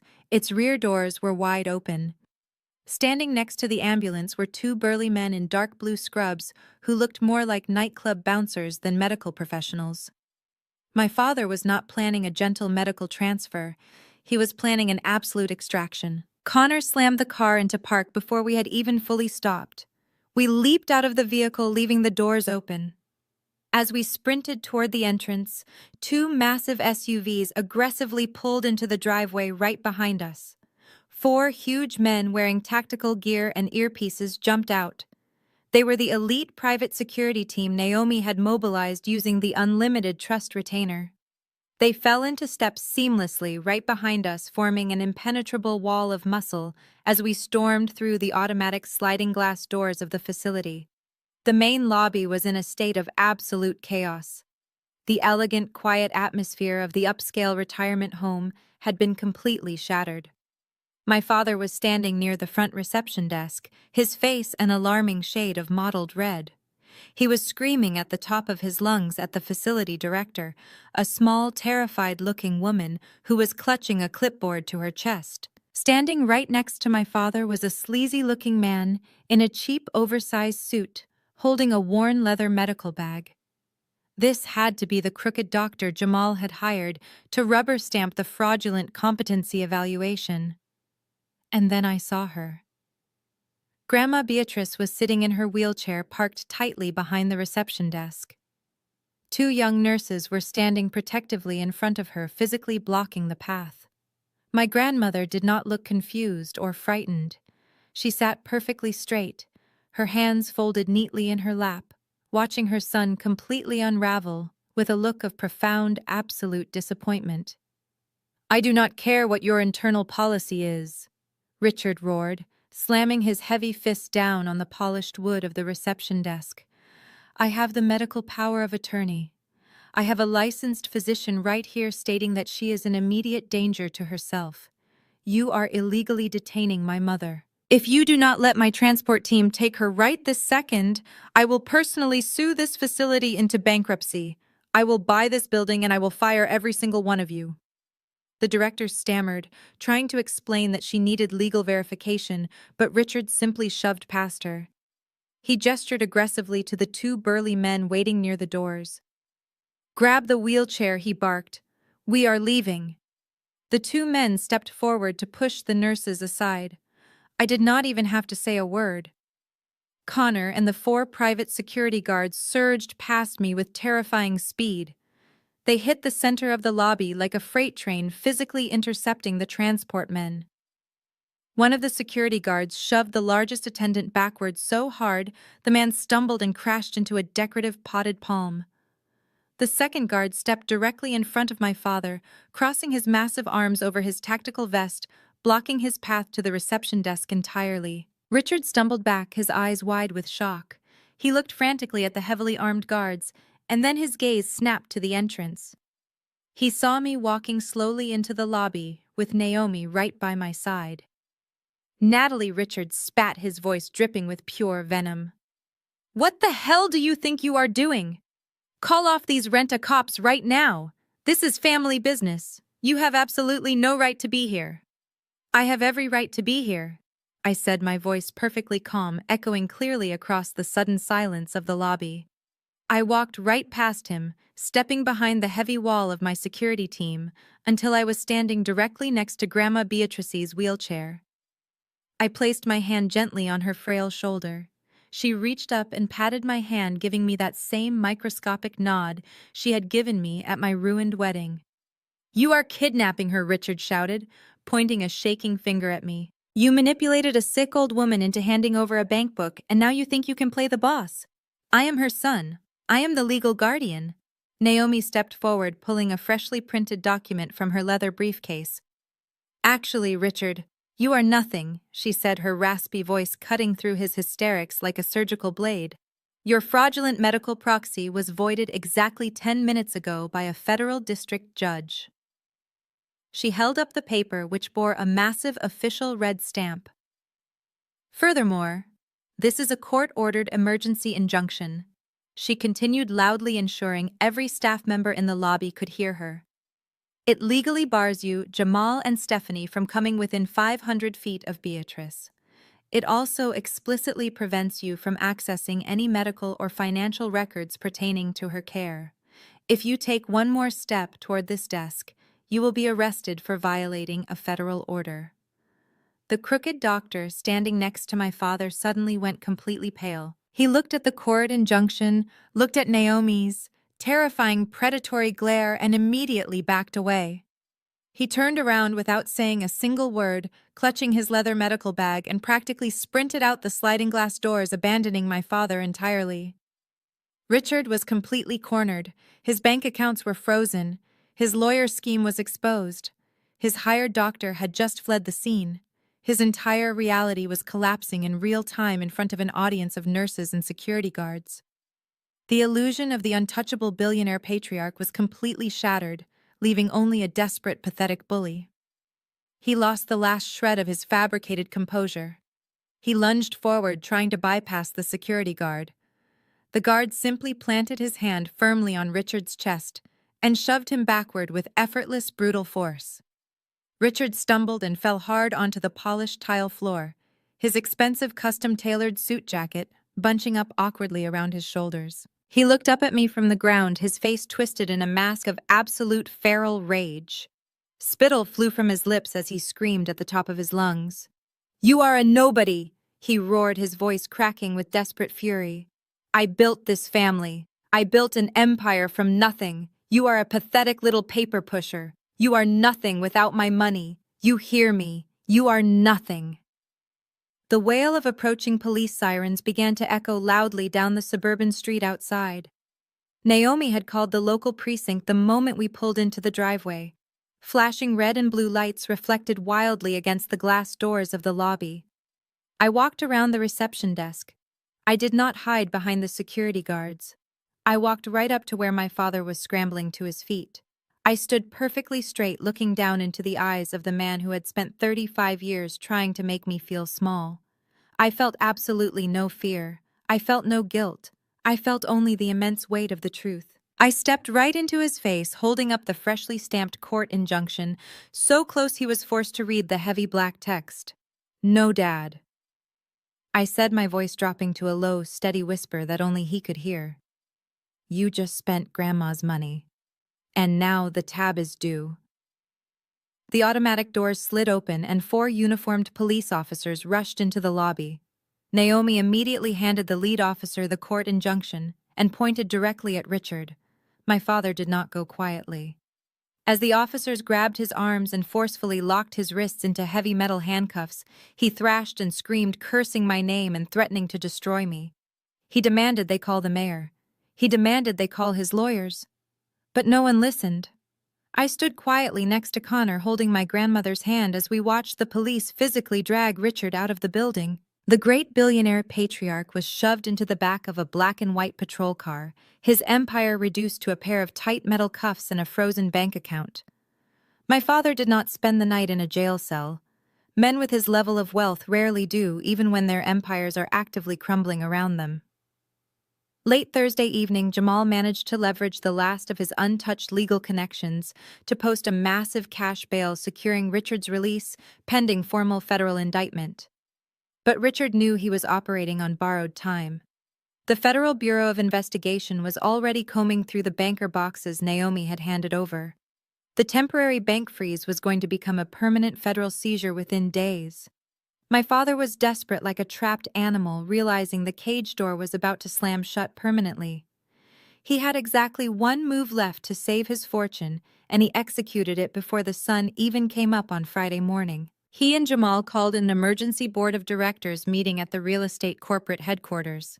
Their plan was highly illegal but brutally effective if they could pull it off.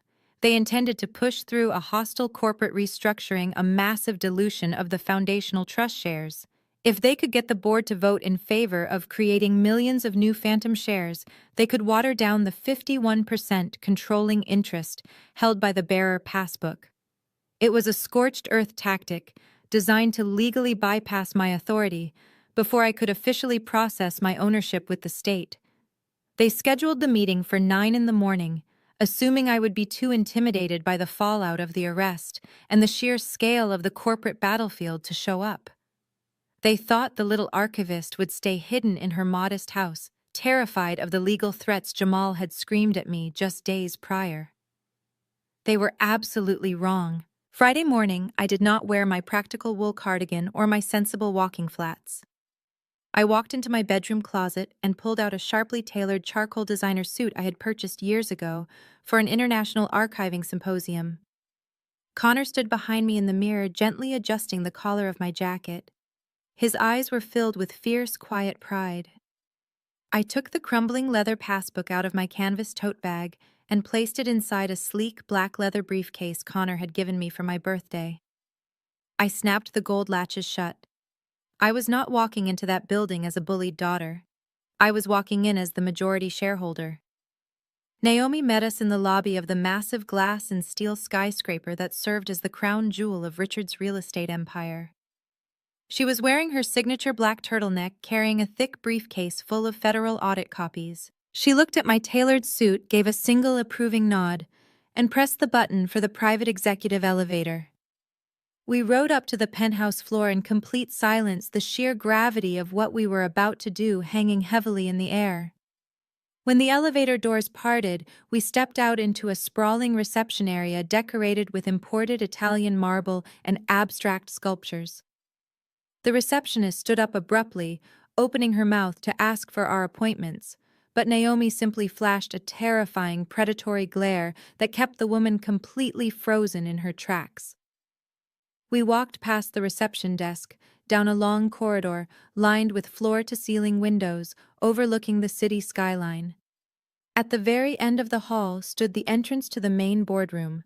The doors were massive slabs of solid mahogany framed by thick acoustic glass walls. The blinds on the glass walls were partially drawn, but one of the heavy mahogany doors had been left open just a crack, likely by an assistant rushing to grab coffee. That tiny gap was all we needed. Naomi held up her hand, signaling us to stop just outside the entrance. We stood perfectly still in the quiet hallway, listening to the sound of Jamal's voice echoing out from the boardroom. The room was packed. I could see the shadows of at least 50 wealthy, arrogant investors and corporate directors sitting around a massive custom-built conference table. These were the men who had been making millions of dollars off my grandmother's blind trust for decades, completely ignoring the illegal methods my father used to generate their dividends. Jamal was standing at the head of the table mid-presentation. He sounded incredibly smooth, projecting the perfect aura of a confident corporate savior, but I could hear the faint underlying tremor of panic in his breath. He was pacing back and forth, clicking through a digital slideshow displaying complex restructuring graphs. "Gentlemen." Jamal projected his voice bouncing off the acoustic paneling. "I know the sudden freeze on our operating accounts has caused some understandable concern this week, but let me assure you, this is merely a temporary defensive measure. We are currently dealing with a highly sensitive internal family dispute." He paused, letting out a practiced, sympathetic sigh. "As many of you know, Richard's mother Beatrice has been suffering from severe cognitive decline. Unfortunately, a disgruntled family member has attempted to exploit this tragedy. Richard's oldest daughter Natalie has somehow managed to intercept some outdated legacy banking documents and is actively trying to hijack the corporate structure out of sheer financial ignorance." A murmur of annoyance rippled through the boardroom. Wealthy men hated nothing more than having their money interrupted by family drama. "I assure you," Jamal continued, raising his hands to calm the room, "we are handling it. Natalie is an estate archivist, gentleman. She spends her days dusting off old library books and organizing family photo albums. She has absolutely zero comprehension of high-level corporate finance. She is completely terrified of the legal ramifications of her little stunt, which is exactly why she did not even have the courage to show up to this building today." I stood in the hallway, clutching the handle of my leather briefcase, my face completely devoid of emotion. Connor stepped up right beside me, his shoulder brushing against mine, a silent pillar of absolute support. Inside the room, Richard was sitting off to the side, sweating profusely through his expensive shirt, dabbing his forehead with a silk handkerchief. He looked like a man standing on the gallows waiting for the floor to drop. "So to protect your investments and to secure the future of this firm," Jamal announced, his voice rising to a commanding crescendo, We are executing an emergency dilution of the foundational trust shares. This will completely isolate the compromised legacy accounts and restore total financial control to Richard where it belongs. I need a formal show of hands right now to initiate the hostile restructuring and bypass the frozen ledger. The room grew quiet. Chairs squeaked as the wealthy investors prepared to raise their hands and vote away my grandmother's entire legacy to save their own pockets. Jamal stood at the head of the table, a smug, victorious smile spreading across his face as he looked out at his captive audience. Naomi looked at me, raising one eyebrow. I did not say a word. I simply stepped forward and shoved both of my hands flat against the heavy mahogany doors. Just as Jamal asked for the vote, the massive doors swung wide open, crashing loudly against the interior walls of the boardroom. The heavy mahogany doors rebounded slightly after hitting the walls, the sound reverberating through the acoustic paneling of the massive boardroom. Every single head in the room snapped toward the entrance. Jamal froze mid-sentence, his hand still hovering over the digital slide clicker. The smug, victorious smile completely melted off his face, replaced by a mask of sudden, absolute horror. I stepped over the threshold and walked into the room. I was not the quiet estate archivist they were used to ignoring. I was not the budget bride they had publicly humiliated on a dance floor just days ago. I was wearing the sharply tailored charcoal designer suit, my posture perfectly straight, my heels clicking with deliberate rhythmic authority against the polished hardwood floor. I was not alone. Naomi walked slightly to my right, her black turtleneck and predatory glare radiating pure legal violence. She looked like a shark entering a pool of wounded fish. Behind us walked two men in dark conservative suits, carrying heavy locked briefcases. They were not private security. They were senior forensic auditors from the Federal Financial Regulatory Agency, handpicked by Naomi to oversee the transition of assets and document every single word spoken in this room. The sheer collective shock in the room was palpable. 50 of the wealthiest investors and corporate directors in the city sat completely paralyzed, staring at me as if an apparition had just interrupted their morning coffee. For a long, agonizing moment, the only sound was the steady clicking of my heels. Then the spell finally broke. Richard leaped out of his leather executive chair, knocking it backward. His face, already flushed with the anxiety of his impending federal indictment, turned a dangerous, alarming shade of purple. He pointed a shaking, furious finger directly at my face. "What is the meaning of this?" he roared, his voice cracking violently under the strain of his panic. "Security. Where is building security? Get this woman out of my boardroom immediately. She is trespassing. She has absolutely no authorization to be in this building." He looked frantically toward the glass walls, expecting armed guards to rush in and drag me away just like he had always dragged me down. He expected the world to bend to his volume because it always had. But no one came. Naomi had already handed the federal court injunction to the head of building security downstairs. They knew exactly who held the real power today, and it was no longer the desperate man screaming at the head of the table. The security team was standing down, waiting for my orders. Jamal tried to step in desperately, attempting to salvage his crumbling presentation and save face in front of the massive investors. He adjusted his expensive silk tie and projected his best courtroom voice, puffing out his chest. "Natalie, this is a closed corporate meeting," Jamal said, trying to sound legally authoritative, but completely failing to hide the slight tremor in his hands. "You are violating basic corporate governance.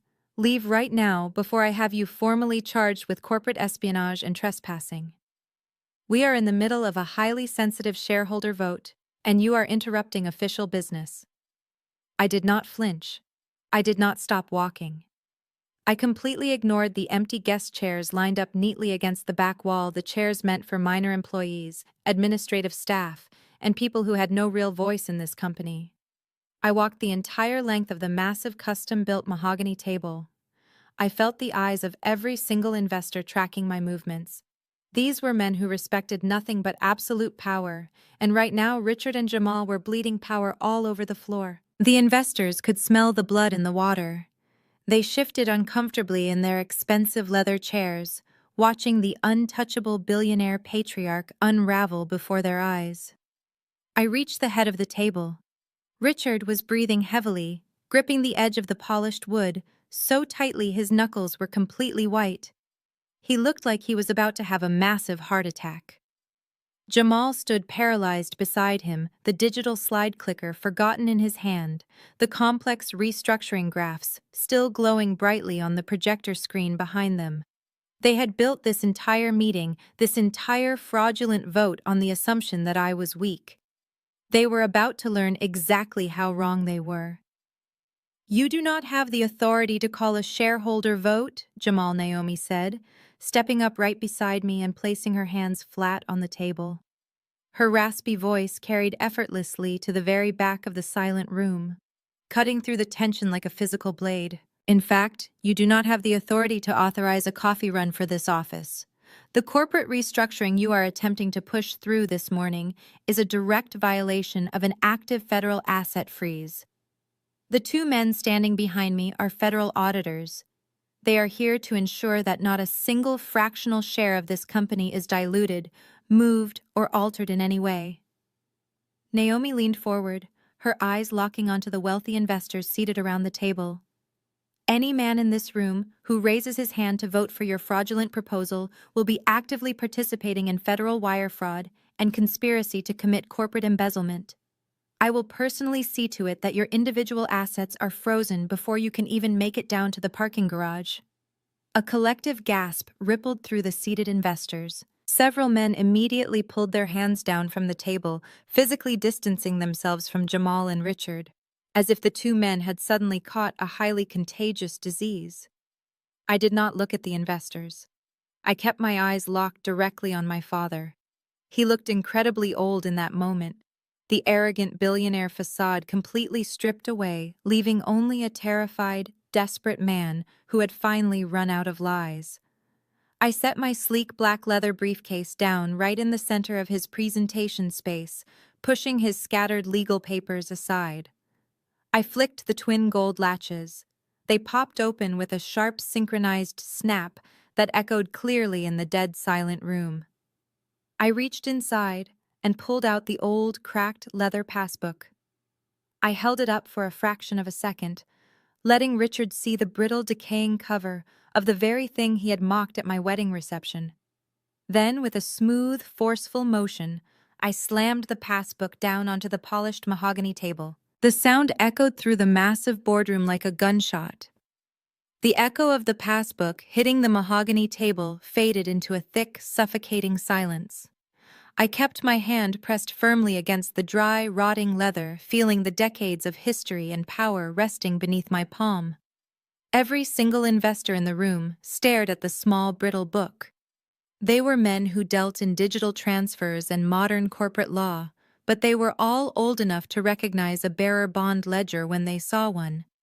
They knew exactly what it meant.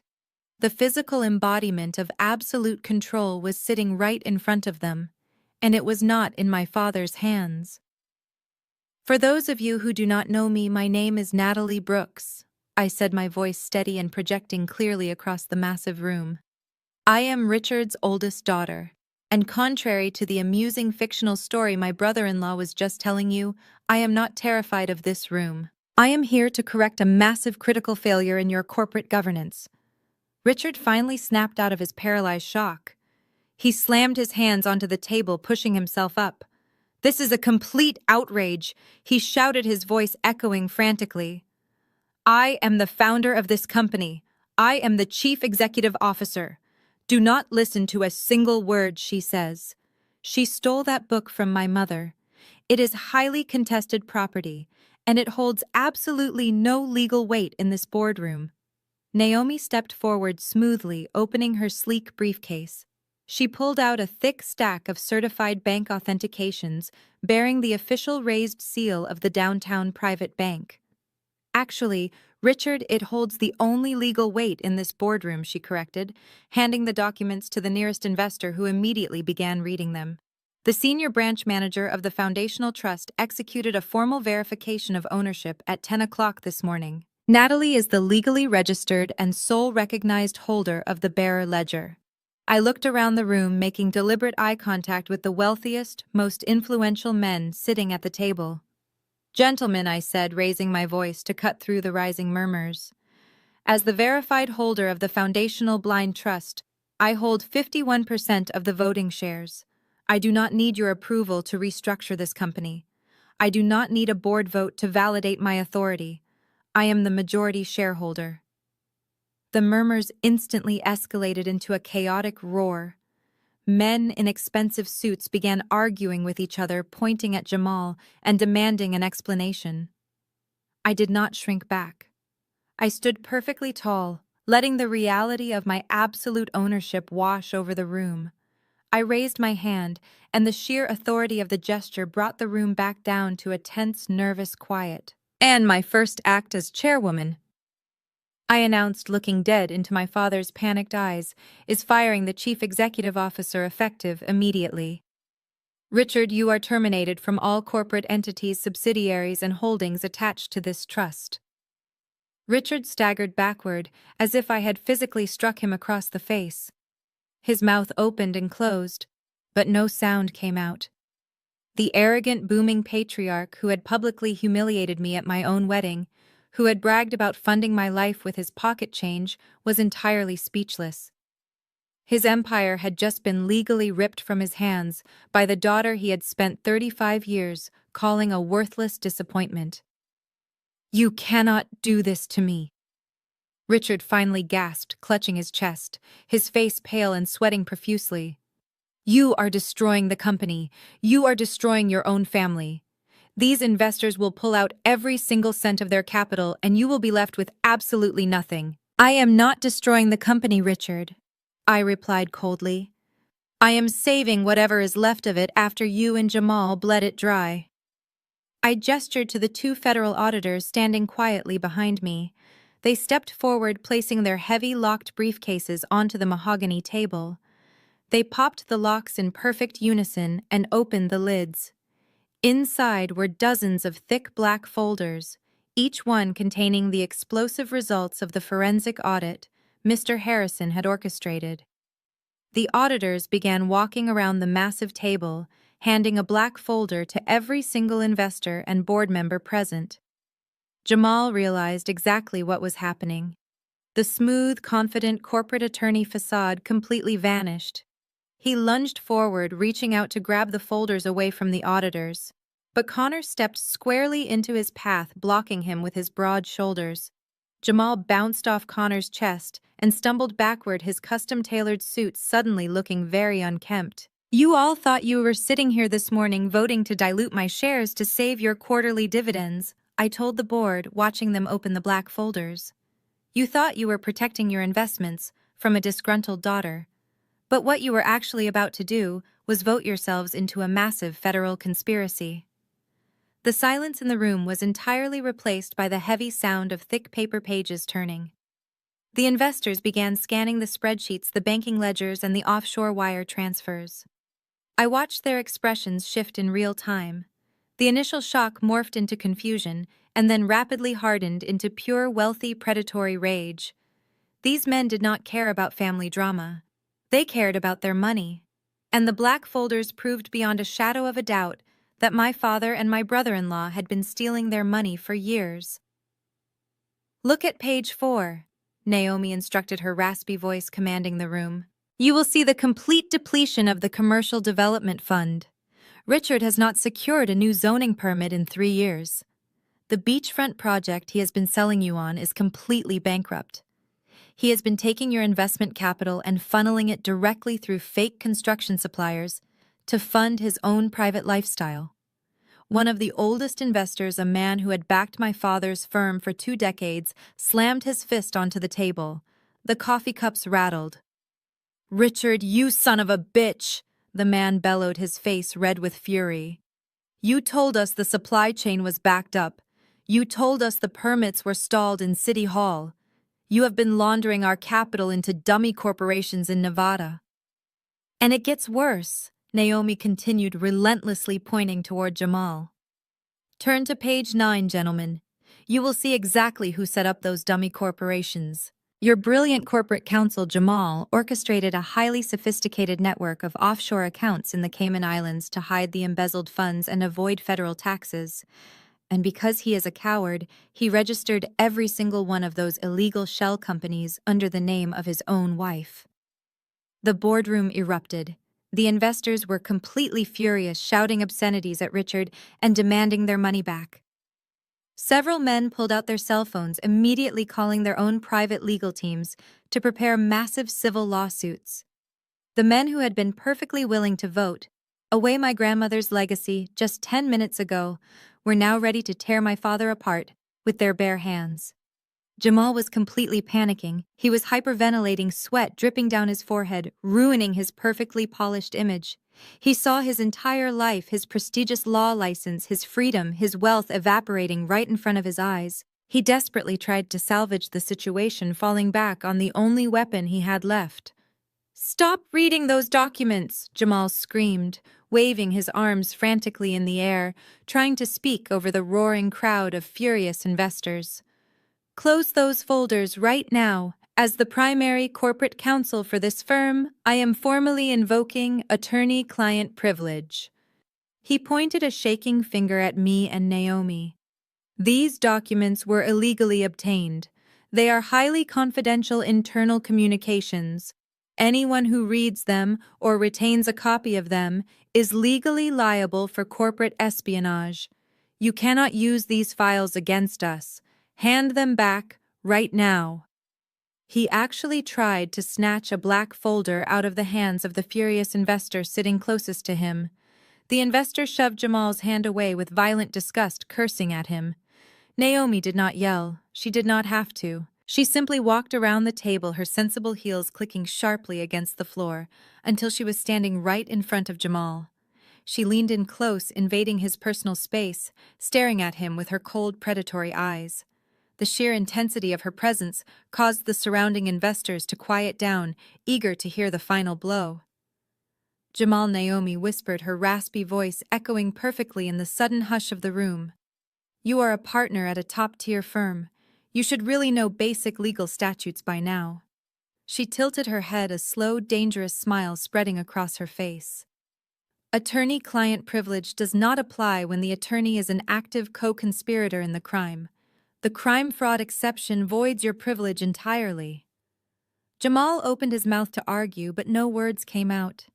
He just stared at her, his eyes wide with absolute terror. Furthermore, Naomi continued, tapping her manicured finger against his chest.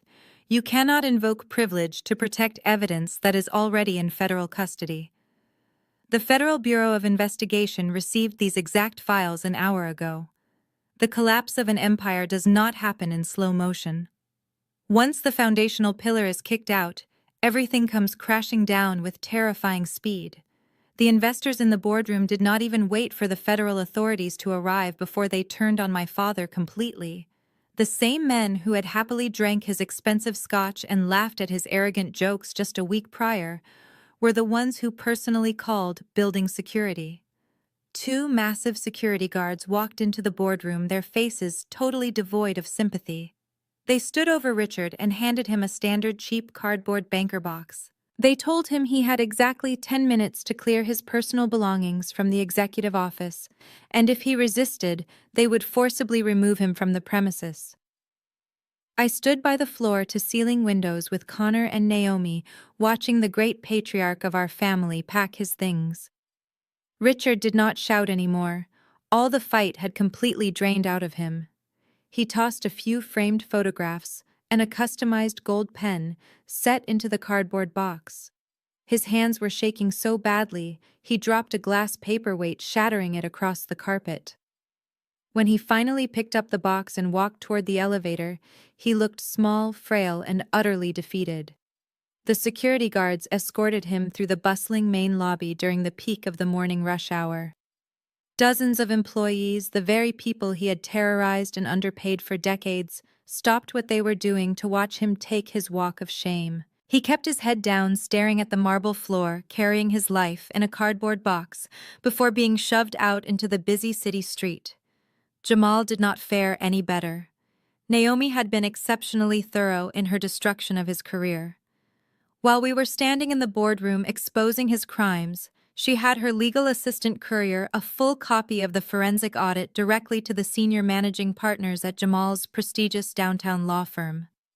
By the time Jamal managed to escape the furious investors and flee back to his own office building, his fate was already sealed. He swiped his security badge at the private garage entrance, and the light flashed a solid, unforgiving red. His access had been completely revoked. A senior partner was waiting for him in the ground floor lobby, accompanied by a representative from the State Bar Association.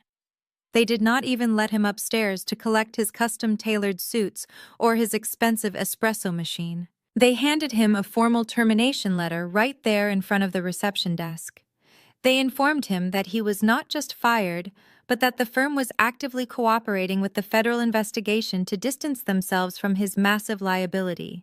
Jamal went from being a high-powered corporate lawyer to an unemployed, disgraced criminal suspect in less than an hour. He was facing certain disbarment and federal racketeering charges that carried a mandatory minimum sentence in federal prison. But the most poetic justice of the day belonged to Stephanie. While Richard and Jamal were watching their professional lives explode, Stephanie was completely oblivious to the chaos. She had decided to spend her Friday morning doing what she did best, which was spending money she did not earn. She was downtown at an ultra-exclusive high-end designer boutique, sipping complimentary champagne with three of her wealthy, superficial friends. She had just spent 2 hours picking out imported leather handbags and a new cashmere coat, completely secure in her delusion that she was untouchable. She walked up to the sleek glass register, her friends watching enviously, as the clerk rang up a total that easily exceeded $15,000. Stephanie smiled her perfectly practiced arrogant smile and casually handed over her heavy metal black card. The clerk swiped it through the machine. The terminal beeped loudly, flashing a declined message. The clerk frowned, apologizing, and swiped it a second time. Declined again. Stephanie let out a patronizing little laugh, claiming there must be a fraud alert on the account because she traveled so much. She dug into her designer purse and pulled out her backup platinum card, the one tied directly to the corporate trust accounts. The clerk swiped it. Declined. She tried a third card. Declined. The polite retail smile completely vanished from the clerk's face, replaced by a look of cold professional judgment. Stephanie's friends stopped whispering about the clothes and started whispering about her.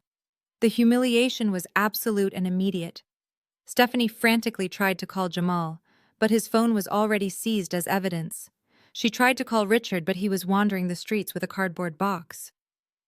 Her cheeks burned bright red as she snatched her useless plastic cards off the counter, muttering something about a bank error.